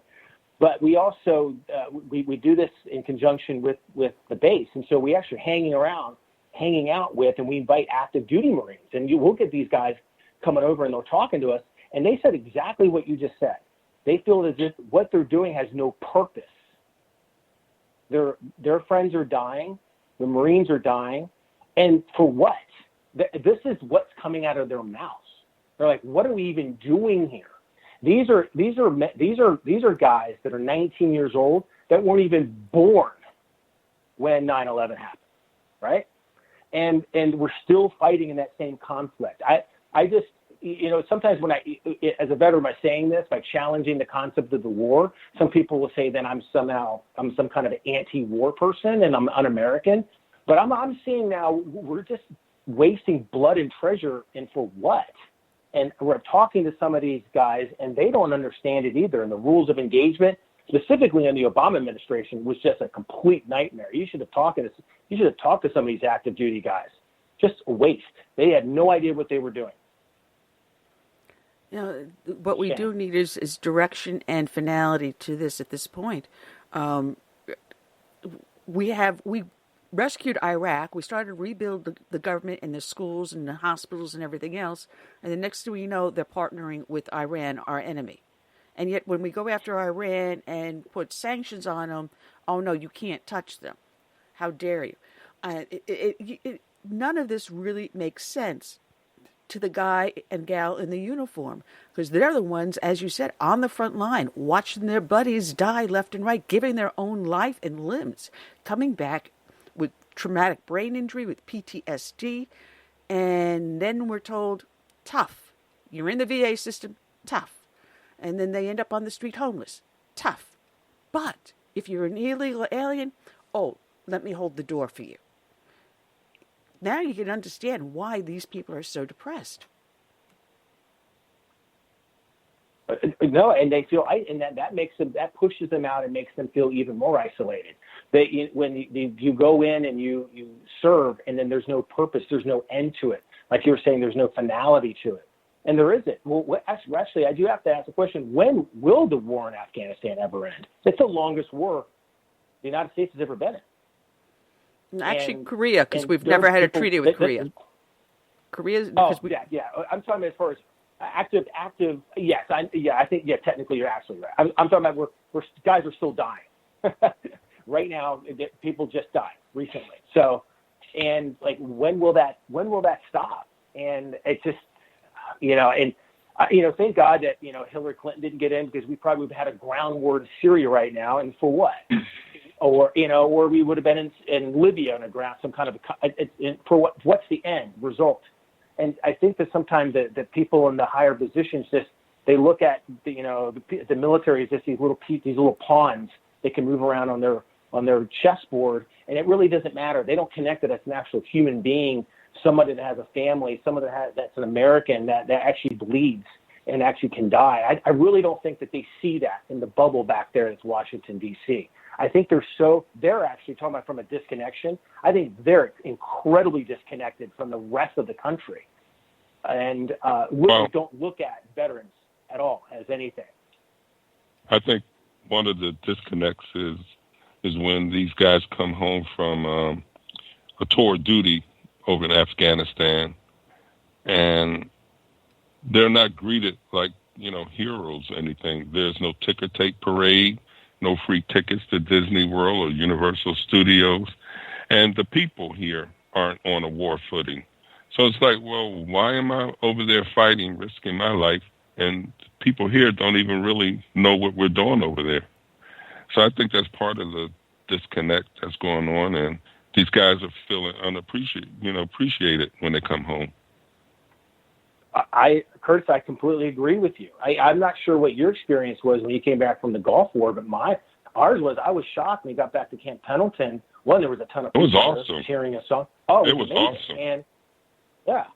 And we rolled into Oceanside, and we couldn't buy a beer. We couldn't buy food. Like, people were just, it was amazing. It was like, and I remember when I finally got home to Maryland to see my family a few weeks after that, and there was a guy, my father used to work for the National Rifle Association up in D.C., and he knew a guy that was a Marine during Vietnam. This guy drove all the way down, 2 hours, drove down to come up and give me a hug and welcome me home. And I'm looking at him, and he goes, I was just kind of taken aback by it. He goes, I'm welcoming you home because I didn't get that. I was like, wow, that's powerful stuff right there. And I think you're right that when people say America's at war, no, the United States military is at war. America is Netflixing or they're at the mall. That's America's not at war. The United States military is at war. Well, it's got to be also extremely depressing when they come home and here they are back in civilian life and they're trying to get on with their life. And then you're faced with something where you've got Congress putting up legislation where they're going to have red flag confiscations. They're going to ban high-capacity ammunition magazines. They're going to prohibit those guilty of political incorrectness to own firearms. And they're going, wait a minute. I fought for the Constitution. I fought for everything we hold sacred in America. And now, because I've got PTSD or traumatic brain injury, I'm no longer able to have a firearm. You're going to tell me that I'm prohibited from traveling overseas because I'm not politically correct? What are these guys thinking when they go into the VA and they get that little red check mark in their folder? I've chatted with guys online about this in private groups and and they're saying they won't go to the VA because of that now. And so what that's doing is these are guys and gals that need help, and now they're not even going to seek it because now they're afraid they're going to get put on some list. It's horrible. I've always asked, because I've spoken to several people that work with PTSD and other things. If anyone could ever put together an entire database of all these nonprofits, such as Dan Perkins' group for Songs for Soldiers, I've had several other groups that work, like I said, with PTSD, traumatic brain injury, that bring guys up to ranches to go fishing and swimming together and hang out together. If we can get a list of all these nonprofits, what the nonprofit does and what area they covers, that would be so wonderful. The Gold Star Ride is another one that helps with the military. They'll help build a house for a military person in need. There's so many of them out there, but there is no database. So if you don't want to go to the VA, all right, where do you live? You're in Maryland? All right, we've got XYZ that can help you with this problem, and we've got ABC that can help you with that problem. And if you want to go to college to finish your degree, you talk to this. There's no center database of all these nonprofits. Yeah, none that I'm aware of. But you just made me think of a Marine that I know out here. He started a nonprofit years ago. It's called Triple B Adventures, and that's one thing. They have the resources, and they take vets out into the field, and they go camping, and they have those experiences. And again, it's about camaraderie and hanging out together. And again, I always keep going back to that point of just is if you're feeling disconnected from society, you're not disconnected from your brothers and sisters in arms, and it doesn't even matter what conflict, because we all have that same rapport. We all can understand we're all going to take care of you, because it's not even about the service anymore either. It's so interesting. You get out, none of that even matters anymore. Of course, we all kind of banter back and forth and tease each other and joke, but we all care about each other very much. And but I'd love to hook you up with him. His name is Brady. He's got a great organization. Yeah, have Tanny send me the information, and I'll be happy to have him on. Because, like I said, Curtis is a vet, and he knows that when he joined me, everything was very pro-vet, very pro-law enforcement. Let me put it this way. I don't think there is a liberal gene in my body. I was just born this way. So you don't have to So you were born right? No, I was born on the right side. But if you ever notice in the Bible, anything that happens bad, it was to the left. And everything that happened good was always to the right. And that's how the Bible goes. And we stand on the right of things. So the conclusion is, Jeff? The conclusion is we're correct. We're on God's side. Absolutely. That's right. But they'll do anything to come after us, that's for sure. One of the other things that Tanny mentioned you wanted to talk about was national security. Now, you did security, and I did law enforcement. Matter of fact, my audience knows I was on duty in Brooklyn when the Trade Center was hit the first time in 93, and my sister-in-law was in there. She had her office in there. It was a terrible time in 93, in February. So I look at it from one way, you're looking at it from another. But you wanted to talk about the EMPs. And here in South Carolina, we've got hurricanes. And people are not prepared. And if we were to lose our electricity, whether it's through a deliberate outage at a power station or an EMP TAC, which is an electronic magnetic pulse, a lot of people are going to die. Yeah. Preparedness is always such an interesting conversation to have with people. When you go back to say our grandparents, being prepared, just having supplies of food and water and, just the overall other resources and even skill sets was just how you lived. Now we've gotten so far removed from that. And by the way, we've gotten removed from that because of electricity. By the way, it all comes down to electricity and technology. Okay, but electricity has led to all this technology we have. And when you talk about preparedness with just the average person, they look at you and they roll their eyes. They think you're some kind. Look at you as you're wearing a tinfoil hat and you're some kind of like survivalist with a knife between your teeth, going around, and they have all these crazy thoughts about you, and they try to marginalize you. And I think that's so odd, because I look at preparedness, whether it is an EMP or if there's a hurricane coming or you're in an area that's earthquake, it has a tendency to have earthquakes, just anything that could have all this flooding we've seen before happens a lot. This is just an insurance policy. And that's what I tell people. And I think that kind of gets to them then. I was like, listen, you have life insurance, you have health insurance, you have car insurance. It's just an insurance policy that, what's the word? And I can always get through to the guys, specifically if the men have young children. I'm like, how would you feel if your young children are looking up to you and they're looking to you for the answer to protect them? You're going to look down at them and go, Daddy wasn't prepared, Daddy doesn't have anything. It's your responsibility to have resources and some skill sets to be able to handle yourself. I just think this is a very basic thing. But it all goes back to what I call normalcy bias. People look around in the world today and they think the way it is today is the way it's always been and it's the way it always will be. And that's just so wrong-headed, and it doesn't even take in the understanding of history. And like, there will be something really bad that will happen probably on a national stage sometime in the future. It's not a matter of if, it's just a matter of when something's going to happen, and it'll be really bad. And then people will have to figure it out on their own because the government just either they're incompetent or they'll just be overwhelmed from it. Yeah, it's funny because I grew up in an age where my mom was a child of the Depression. So my grandmother, God bless her, she only had one arm, but she would can all of her own stuff. And she had a root cellar in their house.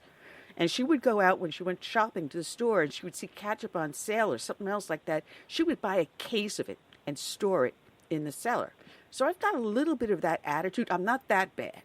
But if I see something on sale, I'm definitely knowing that it's going to be something I'm going to need in the future. So I've got like 4 or 5 bottles of ketchup or mustard or mayonnaise or something like that stored up. But I also do my own canning and jarring. So I have a refrigerator. I've actually 2 refrigerators. And one is stocked with all my canned goods. And then I'd freeze stuff. And then I have the other stuff. I've got the dried food because I use Patriot food. That advertisement we had a little bit earlier, a Patriot, which I advertise on the show, and I urge everyone, lasts 25 years, and yes, I use it, and yes, it tastes good, and I like it because it's lower in sodium. If I have high blood pressure, I don't need the extra salt. But people aren't prepared.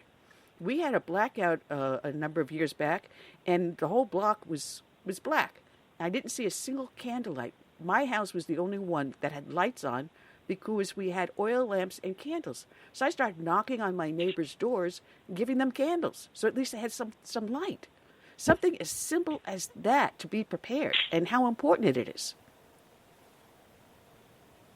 I couldn't agree more. I'm very prepared. You know, when I wrote my first book, The End, 7 years ago is when I started writing it. During doing the research on it about EMPs, electromagnetic pulse weapons, really I was already aware of them. You know, just remember like NBC training when I was in the Marine Corps, and you understand nuclear weapons and things like that. And the EMP was a part of kind of like first strike doctrine between the Soviet Union and the United States. You know, the concept was to go ahead and toss over a couple of EMPs, knock out kind of the grid, and maybe take down some kind of defense systems, and then you would pepper whatever country with the nuclear warheads. Well, and I got to so tell you, I knew enough about it, but when I really started doing the research, I'm sorry? I was going to tell you because my ex-husband, that was one of his MOS. That was exactly one of his MOSs. And I learned about that back in the 80s. Wow. Yeah. And so it's a real thing. And it was from that research that I was like, oh, wow. One, I realized I really wasn't prepared as I could have been. And two, I realized how much of a threat EMP is to our society today. And like I said, our society is actually Western society itself has only become what it is because of electricity. All technology is linked to electricity. Everything is connected to it. Everything has circuitry. And so the EMP is the perfect weapon to cripple a nation like ours. And it would, and going back to what you're saying, no one's prepared. So imagine that. Imagine you take the grid out. Imagine you take out other critical infrastructures. We're talking for up to 6 months to a year, extended periods of time. And you can foreshadow what's going to happen. Exactly. And if you take into effect what happened a number of years back when Iran attempted to sail a nuclear submarine off the coast of the Eastern Seaboard, if they had launched one over the Eastern Seaboard, you would have knocked out half of the United States. And what makes me even more fearful is that under the Obama administration, they talked about tying in all of the electronic grid networks into one hub. Can you imagine how much damage? It wouldn't be just the Eastern Seaboard. You would take out the entire nation with one single attack. You have to think about the ramifications of that. You know, people that need medicine that has to be refrigerated, people that are on defibrillators, people that need oxygen. The elderly and the sick will go first, and then people that are least prepared will go next. And it will be not a death of thousands, it will be in the millions. Oh, without a doubt. There's estimates. You know, there was an EMP commission that was started in the early 2000s under George W. Bush, and it's carried on since. But you know, their estimates and outside that commission group, and there's other experts, and when they look at the estimates, it's like on the first day. Say if there's an EMP just perfectly detonated, 300 miles above Kansas or Nebraska, right? So essentially that would, depending on the kiloton, let's just say it was the perfect size kiloton, and the EMP generated from that would essentially cripple continental United States, pretty much from San Diego to Maine and, the northern tip of Washington State down to Florida. The grid's down, most critical infrastructures are down, and if it's done at a certain time, say if it was in a midday, you think about the aircraft that are in the sky. So their estimate is in the 200,000 people could potentially die on the first day. You're talking about the aircraft. Some would fall out of the sky. Some can, the larger aircraft. It's just how can they navigate down without power? Because they can thrust, and the elevators and the plane and so forth can maneuver, and the flaps and whatnot. So a lot of planes would be crashing on their way down. Then you're talking about the sick and elderly that are in hospitals that are on machines, right? And they need these machines for life support. The machines would go, and then more than likely some of the generator or the backup power wouldn't start because they've also been fried. And it would be absolutely catastrophic to our nation, absolutely catastrophic. The economy would collapse, and the burden for any EMS, law enforcement, even the military, would be so overwhelming, they couldn't do anything about it. They'd be paralyzed. It'd be so big, such a dynamic attack, that there's nothing the government could even do. No, and someone points out in the chat room, Vorp, that with all that number of people dying that quickly, the spread of disease, of scavengers, of other plagues that would accompany with it, so that there would be no medical facilities to treat any of these illnesses or injuries. We'd be thrown back into the 4th century. And if you have some preparation, you have a chance of survival.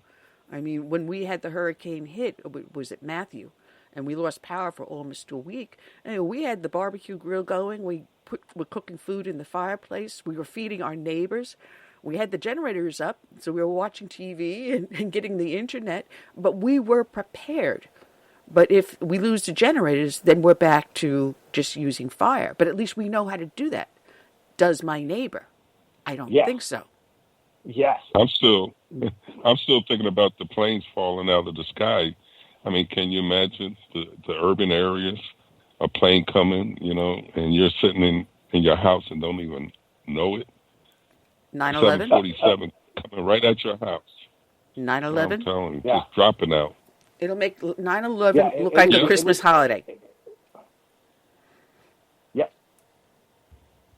Yeah, it would be a really bad day.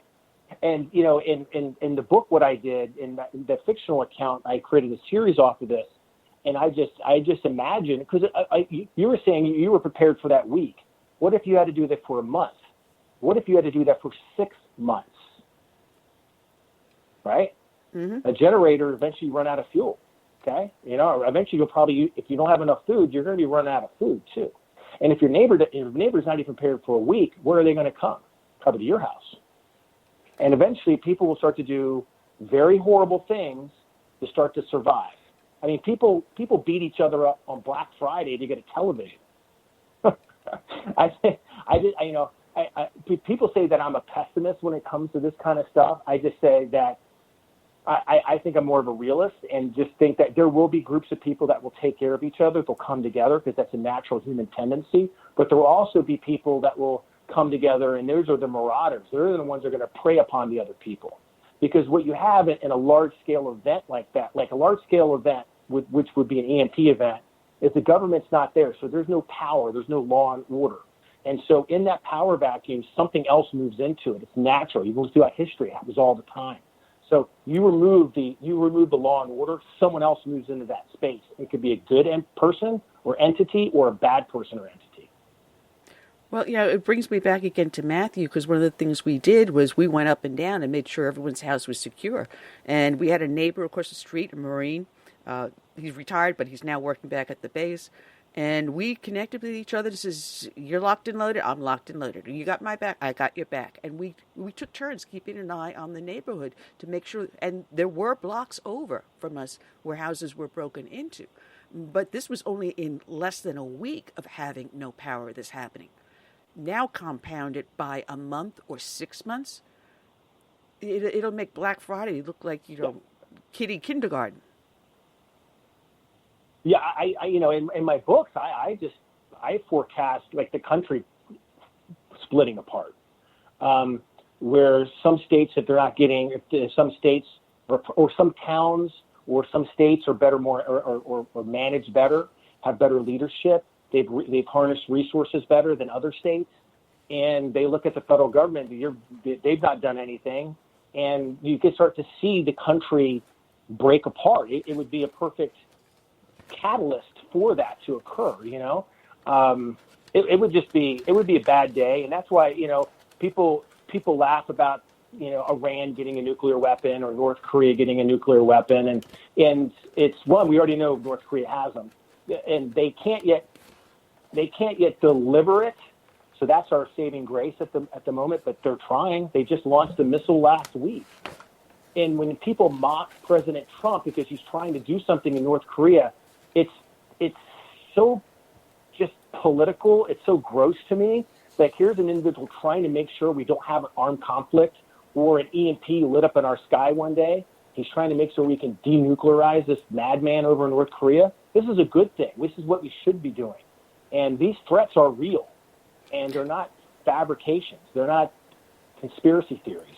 No, and look, that Ronald Reagan proposed Star Wars, and everyone said, oh, this is crazy, absolutely crazy. Yet it ended up being a very good plan. Look at Israel using the Iron Dome, which has prevented a lot of loss of life.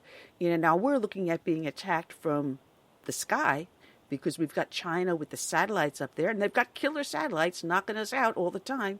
You know, it is going to be a battle of space soon, but it will be for control of Earth. And it's going to be the guy with the biggest gun that can go through that dome and go through that Star Wars shield, and that will end up being the winner. And we've got to make sure we stay on top. I agree. And something else I haven't written about, I'm actually got an outline for a book on, is even the cyber war that's happening right now. You know, malware attacking our grid. You know, the cyber warfare it's happening every single day. We don't necessarily see it happening, but it is. And those are people that can be just operating from a basement somewhere in some obscure location. And they have the skill set that they can penetrate certain places. They can cause a lot of havoc to our economy, to our grid, etc. So, you know, so just be on the lookout. The cyber war is going to be also a very huge threat to us in the future. I mean, it's now, but just a growing threat as the years go on. Well, you have to look at it as a three-prong attack. You're going to have the physical attack, whether it's through, you know, satellites or through EMP. You're going to have the cyber attack to go after the control of our networks, the controls of our data. But the third attack that would be the attack on our social fabric that we see today, the destruction of our moral Judeo-Christian values. So by destroying us from within, as you see happening today, then we're really willing to give up our freedom to something else. If we're not willing to fight for our freedoms and we give them up because now this is politically correct to do, then why would we have anyone to counter these attacks? You just throw your hands up and surrender. Well, you know, I was having a conversation with a gentleman yesterday, and we were, you know, talking about everyone, you know, for some reason, millennials, they're just caught up in this whole thing about socialism, and they think something is free. And what they've never been given the real lesson on is nothing is ever free in life. Nothing comes without something being given in return. I don't care what type of transaction you're involved in. If the government is going to hook you on them giving you services or them giving you money, what they're really asking in return is your sovereignty as an individual, as a citizen. You essentially, now you give up that. In return, you get services, and then they have you hooked. You know, they can leverage you. The second you want to say, no, I think I want my freedom back. Well, I'm not going to pay that anymore, the government will say. I'm not going to take care of you anymore. And now these people have essentially turned themselves into servants or slaves, and they probably don't have the skill sets or the mindset to even resist anymore. And I think socialism is that next. That's when you're talking about kind of getting at the fabric of us. Socialism is part of that. Socialism will turn a free people into slaves because no one is given anything without something given in return. And socialism ultimately leads to communism. And the pendulum will swing all the way over. And you have a quote that's been floating around, going viral up on Twitter, I noticed, about the weakness of man leading to strength and then back to weakness. Yeah, that's all connected. I was inspired from there was a thesis written called the Strauss-Howe generational theory, and the Strauss-Howe called the fourth turning, and the Strauss-Howe generational theory, and they take this all the way back to the medieval times, and where they go every 80 years the cycle always repeats itself, and it starts with strong men create good times, something like that, right? And we're right now in that kind of in that fourth turning in that generational theory. We're actually close to a revolution or a civil war of some type. That is where we're kind of sitting at this moment, and you can see it, you can feel it. There are two cultures right now. We're actually right now in the middle of an actual civil war right now. Right now it's just verbal. There's some violence being played out, but it's very minimal, very low scale.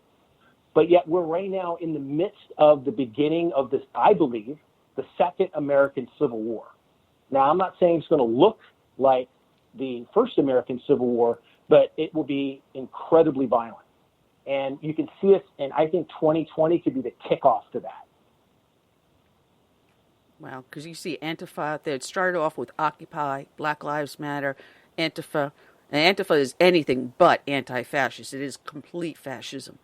And I don't understand why anyone doesn't realize it. But then again, they're caught up in this culture of socialism is okay.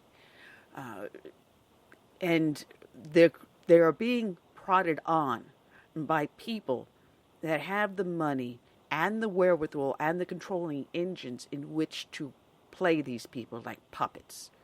And I'm mentioning someone like George Soros with his various organizations, Defend Justice, out there that are prodding people.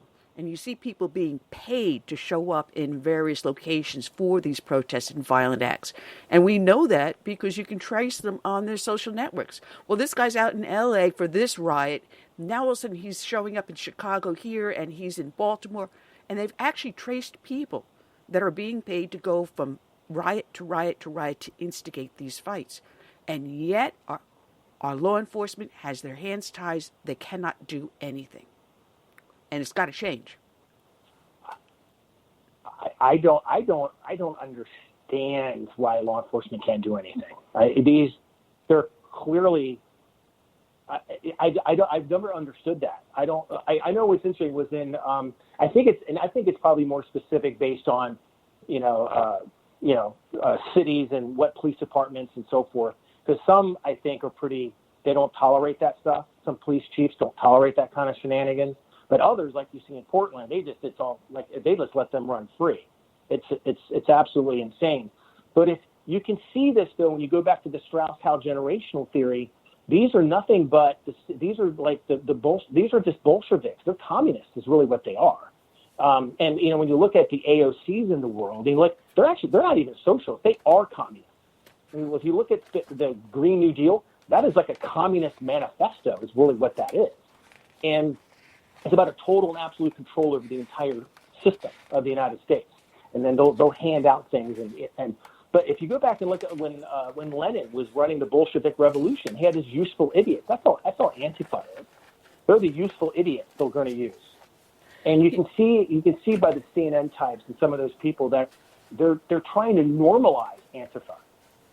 They're trying to say, oh, these are just protesters. I think 2020 is the kickoff, and it really doesn't matter who wins. It's just going to be crazy. Well, I don't know if you saw the video that was going viral just recently. It was an elderly couple, little white old lady on a walker trying to cross the street up in Ontario, Toronto. And there was an Antifa protest. and they blocked the crossing on the street. And here this little old woman's in a walker, and I am assuming it's her husband or someone that's trying to escort her across the street. And these people are obviously in their 80s. And you've got these Antifa youth shouting in their faces, blocking the street, preventing her from getting across, going, "No fascists on our street." The woman is in her 80s on a walker, and these masked thugs were abusing her and the gentleman with her, just trying to protect her. This is what Antifa is. They're cowards. Yeah. And in that situation, I don't know, where was law enforcement? That's I know what you're saying. That I don't know. More than likely, the law enforcement was probably had their hands tied behind them or somewhere, or they weren't allowed to engage. I'm not even sure if they were there, but you see some of the. I know. By the way, I did see that. It's horrific. I wish I had a platoon of Marines and clear them out. So it's just bad. And it's only going to get worse in my pessimistic, realistic mindset. Well, I just pray that it doesn't get to that point, that the rest of America wakes up and goes, this is just not right. This is not what America is about. I mean, you listen to the dedication I did, and you hear about the hundreds of people that lined all the bridges and crossings, waving American flags, saluting these men that came home from Dover all the way back to their hometowns and stood there for their wake and funeral. There is a good heart in America, and we're allowing only 2% of our society to tear it apart. And it's got to be, we've got to find enough of us to stand up and say, you're only 2%, you're wrong, we're taking our country back, and try to do it as nonviolently as possible. It's. I'm glad you mentioned about the percentage, because it is that small, by the way, and their voices, or it's that squeaky wheel, thing.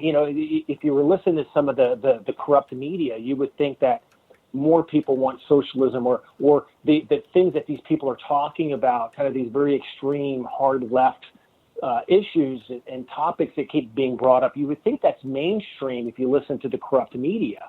And what's interesting is it's not. The average American doesn't care about that. And you're absolutely correct.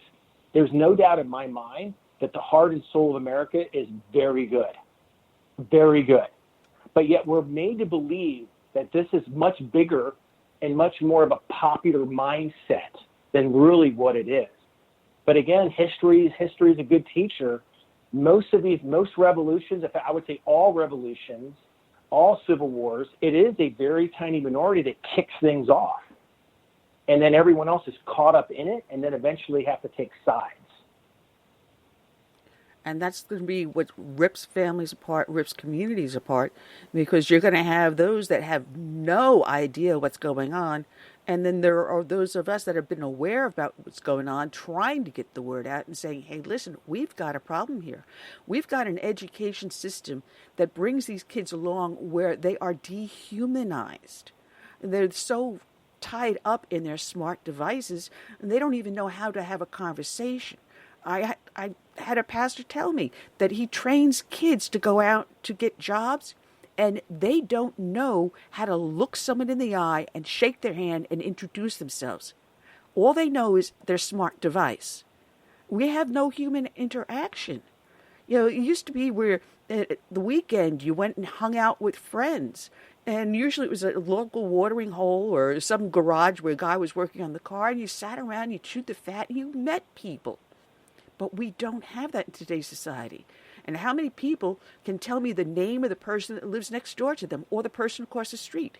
Very few. We have dehumanized ourselves to the point where we're objects, we're units, we're not people. And what has this been? We have separated ourselves from our faith, where we learned to do unto others as we would have others do unto us. Now it's mine, and I don't give a damn about what you care. Yeah, there's definitely a segment of I think society is like that. But I still am optimistic, where I'm a pessimist that I think things can go wrong, but I think it'll go wrong because of the amplified voice of that very tiny minority. But I still believe that a big majority of Americans are actually good people. But yes, there is something that the youth. I'm conflicted on that topic of technology, by the way. I'll be honest. I do. I only in this point, only in this part, and that is, I think if barring nothing bad happens, right, and we keep advancing as from a technological standpoint, right, as a species, as a society, that technology is a part of people's lives, right? I mean, we're able to communicate. I'm communicating on a wireless phone right now. Then imagining 15 years ago, this would never have occurred, right? So there are pluses and minuses to technology, and I do think it's important for children to have access to technology, know how to use it. And the problem I'm seeing, though, is an overconsumption of it. They're gluttonous on it now. I think kids should have access to it and maybe even learn how to be more creators with it versus consumers of it. But yeah, again, we've become a gluttonous society across the board on a lot of things. And you're right as far as the gluttony that the youth have with their technology, like they're never away from it, ever. And I think that is a problem. But I do think kids should have access to technology because it will train them for the jobs that are coming if we keep advancing like we are. I hope that makes sense. Yeah, well, a little older than you, but I think. But when we were growing up, when you went to school, they taught you how to interact socially. And we don't have that anymore. It's become more of a me society. Once in a while, you'll see a school that maybe is raising the kids, teaching the kids the right way. That's another problem. The parents are no longer raising the kids. We're allowing the schools to raise the kids. They've abrogated their responsibilities. The most important thing, social skills and moral values. And they're not being taught at home anymore. So they're left adrift to a stranger telling them what is right or wrong, what is truth or fiction. And we're coming up with generations of kids that are ill-prepared. I know that I absolutely agree with you on. Yeah, no, absolutely. And this goes back to when I was in the service, and Curtis can attest to this too. It's amazing.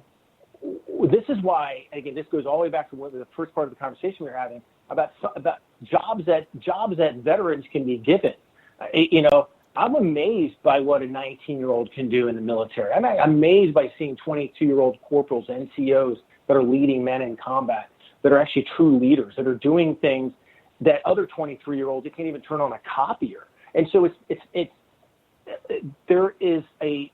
for some reason, there's many parents that want to keep their kids way past the time that they actually should be children.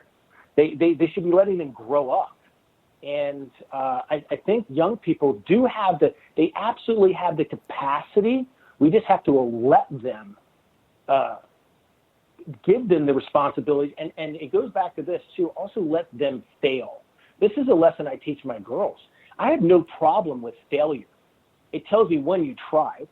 And then failure is actually a good thing, because once you identify, it's on how you embrace failure. Once you have failure and you have the right attitude that backs it up, failure is just an obstacle. You learn from it, you diagnose the problem, and then you move around it and you keep going forward. And I think so often you see, that's like this college scandal that happened with all these incredibly wealthy people and celebrities. They don't want their kids to fail, or they want them to try. Somehow it's going to hurt them, or their self-esteem will be damaged from it. And I think it's the opposite. I think our kids can be more resilient if we just put them in situations that are more difficult. And I think you're right.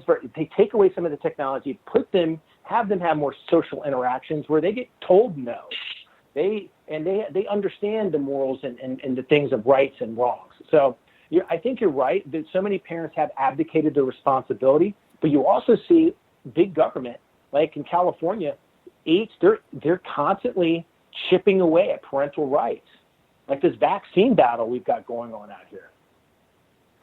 Not only that, but teaching Well, transgenderism and everything else into 5-year-olds. Yeah. Come on, that's just wrong. Go ahead, Curtis.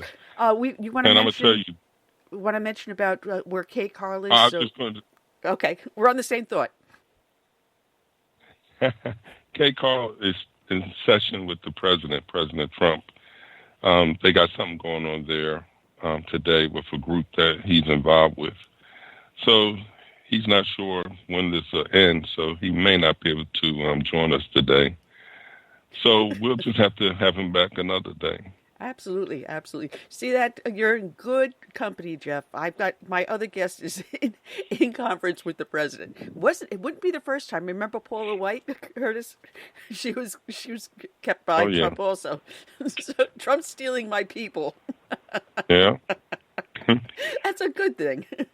But what I was going to add to the conversation, though, he's right that government is interfering with parental rights because under the Obama administration, I believe, parents were pretty much forced to keep their children insured up to, age 24, something like that, 26. They're never going to learn how to be. Yeah, they're never going to learn how to be adults if they don't get out there and struggle at least. Or think of resourceful ways to make it out there in life.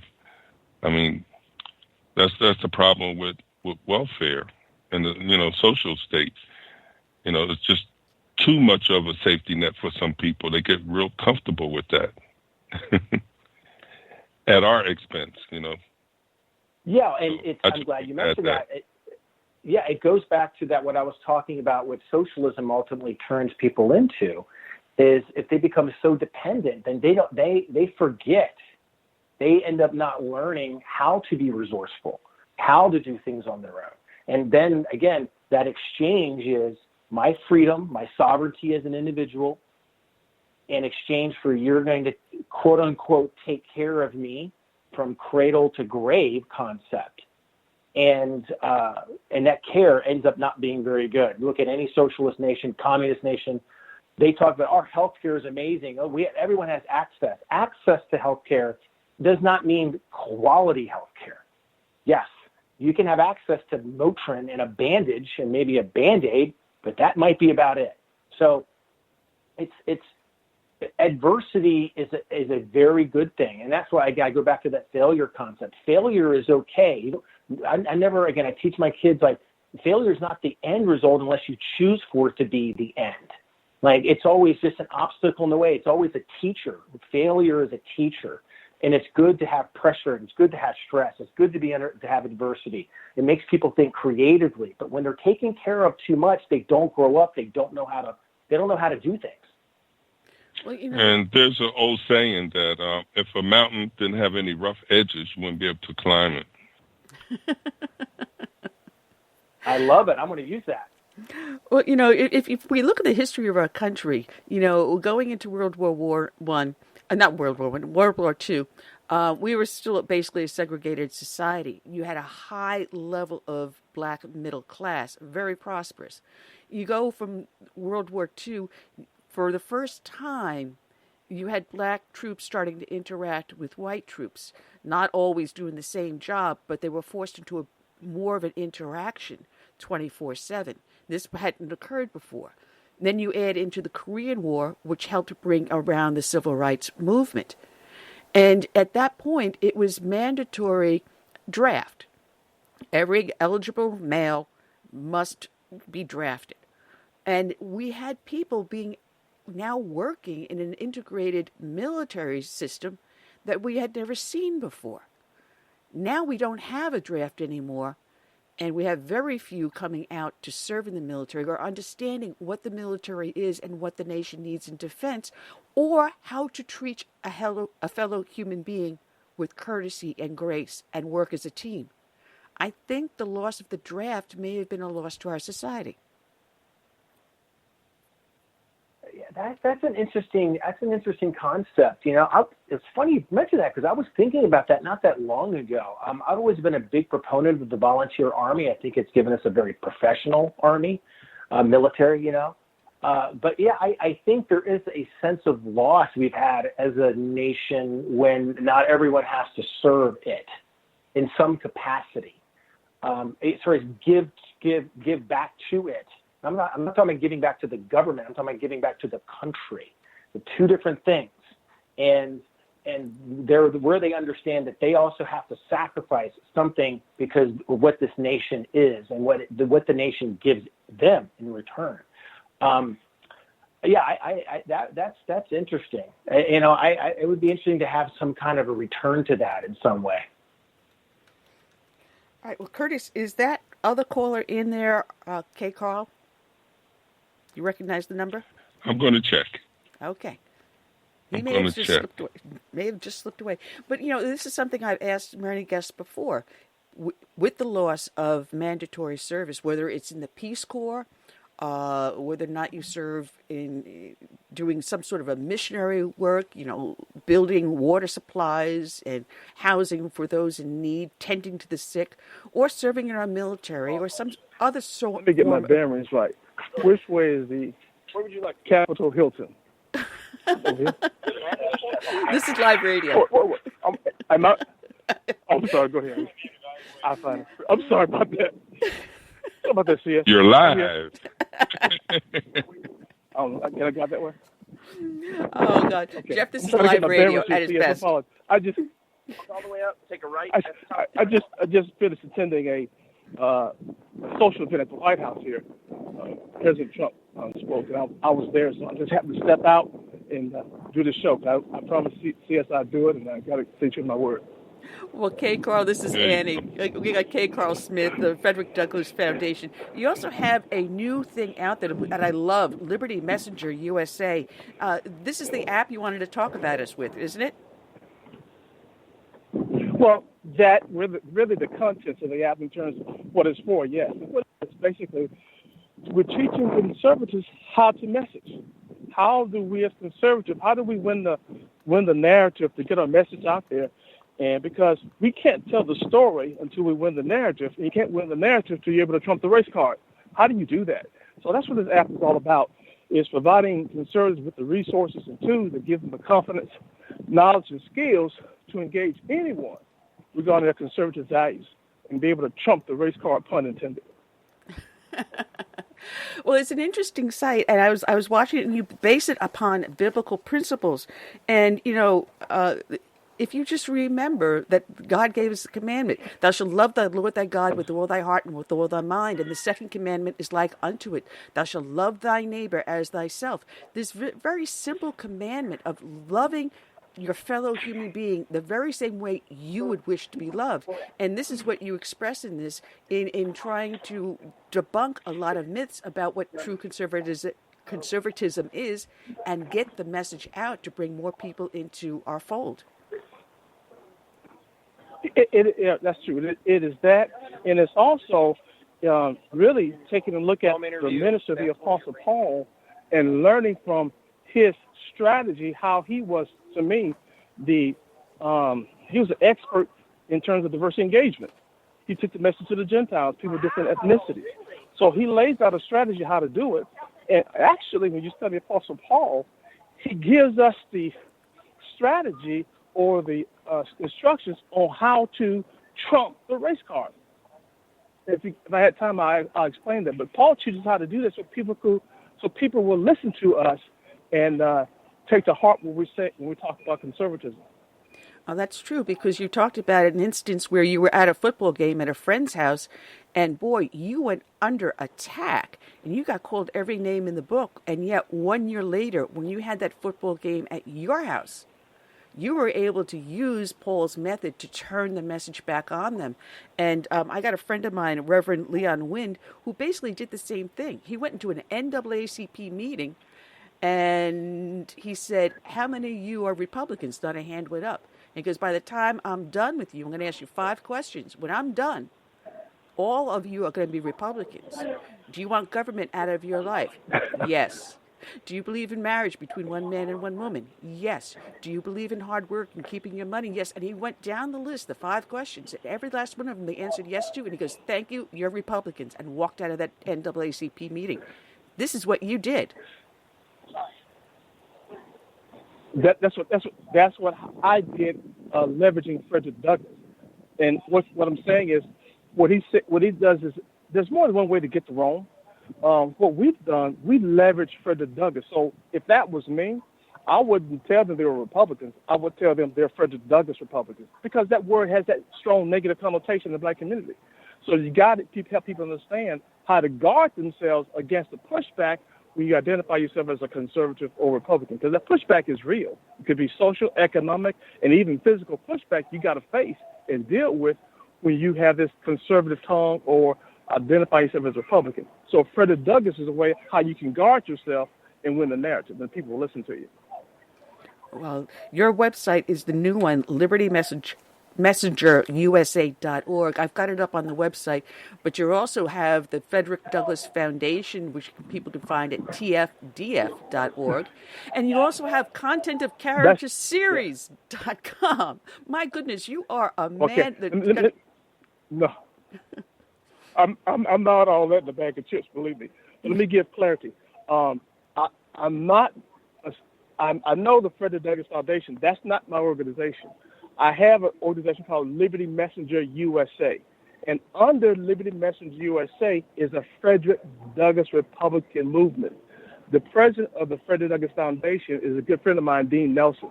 We work together, but we're separate and distinct in terms of what we do. Okay, I got that. So how is the meeting going with the president today? It went very well. It's been going on since about 4:15, and he came in and talked to the people in attendance here. The reason why I'm in D.C., Turning Point is putting on an event called Black Leadership Summit. This is the second year they're doing this, where they invite young millennial black conservatives to this 2-day event. And so today, these young people had a chance to go to the White House and get a chance to hear the president talk and meet him in person. So it's a good experience for these young people. So I was there in attendance and supporting him. So I apologize for being late. Oh, no worries. It's not the first time it's happened to us. Trump has stolen a couple of guests from us a few times. I'm not worried. We're in good company. Yeah. But I want you to travel safe. And on the show page, people go into the archives all the time. So I have the libertymessengerusa.org link there. They can click on it and learn the message. And it's beautiful. I love the way you do it. You do it as a podcast, but you also do the transcript so people can say, all right, I don't have time to listen to podcasts. I'll print it out and look at it later, which is what I did. And it's beautiful. I really love it. Yeah, exactly. You're referring to the blog series that we just launched it's entitled Telling Conservatives the Truth. And so you can either read that blog or listen to the audio. There's about 6 or 7 individual blogs, and there's more to come. I hope so. You travel safe back home, okay? I appreciate it. Thanks for letting me be on the show. I apologize for the interference in the background, and I was trying to get my bearings here so I don't get disoriented. Well, God bless, Carl. Take care. What's the weather like up there? Oh, it's nice. It's not like Alabama. Alabama's like 100 degrees. It's like maybe 79 here. I love it. Oh, my God. 100 degrees. Oh, my God. Well, thank you for all the good work, and God bless, Carl. Okay, y'all take care. Bye-bye. Take care. Thanks. Jeff dropped off, so I'm going to give him a call a little bit later on because I'm sorry that we got cut off like that. But we got great shows coming back up next Friday. Like I said, we got John O'Connor of Postgate about Watergate. Dean Ritter has a book about a hidden Nazi here in the United States. John Tammy is going to be joining us. Captain Ryan Schoaf. This is all next Friday. But I want to get the word out, Curtis, that this Sunday, Tim Tap into Truth, his show here on Blog Talk Radio, will be doing a show in memory of our friend Cal Fritzy. I will be joining him around 3:30. So look for Tim Tap into Truth, or Tap into whatever he's got. Tap into Truth is, I think, the show on Sunday. It'll be in the afternoon. You going to call in, Curtis? I'm going to do my best. All right, because Tim will have the lines open for people schedule. that are friends of Cal to call in and say something. So he sent me a message last night, so I'm scheduled around 3:30, 3:35 to do a few minutes with him on that one. So please remember, check out Tim Tap this Sunday afternoon, Tap into Truth for our friend Cal. Miss her dearly. I cannot believe she's gone. And that's Eastern time? Eastern Standard Time? Yeah, Eastern Standard Time. I'm sorry. Thank you for correcting me. We also have coming up the following week Brigadier General Robert S. Spaulding. He's with the Hudson Institute. He also has a book out, Stealth Wars. And Michael Barone has a new book out. You know Michael Barone. People see him up on Fox Business News, Fox News, Town Hall, and all the others. He is a business and political expert. Michael Barone will be joining us on the 18th. And we've got Mary Bowden on the 25th. I can't believe I'm already booking up to the end of the month. I'm back on track. Annie's back. But we will have fun on Friday. Good. Because I will have, the day before, I will have 3 teeth pulled. So Annie's going to be a herding puppy next Friday. So give me them painkillers, guys. Give me them painkillers. So, Curtis, that's all I got for today. You have anything further? Otherwise, I'll close out. Nope. None other than to just take it easy out there. You know, it's dangerous on those roads, so be careful. We want you back next week. All right, so we'll end up the show with our new friend from Charleston, South Carolina, Gary Pecorarola, and Save America.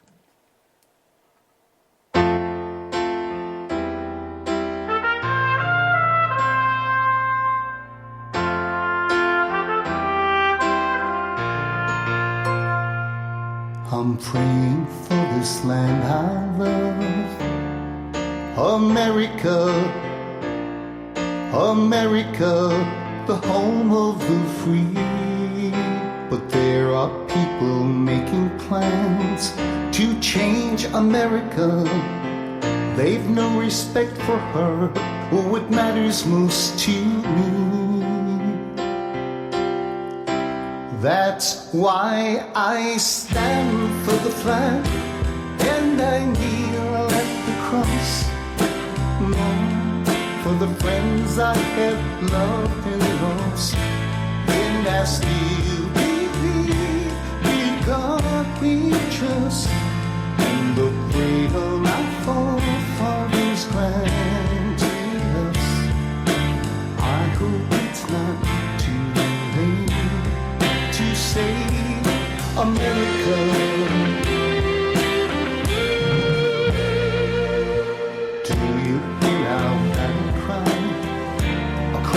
America, we've got to rescue her.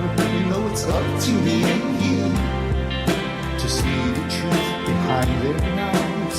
Don't change America. God bless America and the red, white, and blue. That's why I stand for the flag and I kneel at the cross. For the friends I 90 seconds. And I still believe in God we trust, and the freedom our forefathers granted us. I hope it's not too late to save America.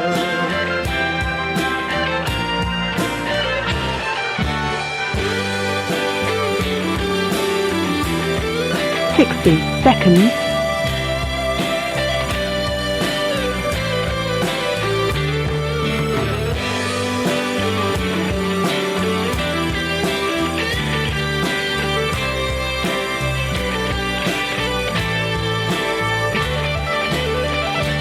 That's why we stand for the flag and we kneel at the cross. For the friends we have loved and lost, and we still believe in God we trust, in the freedom our forefathers granted us. We know it's not too late 10 seconds.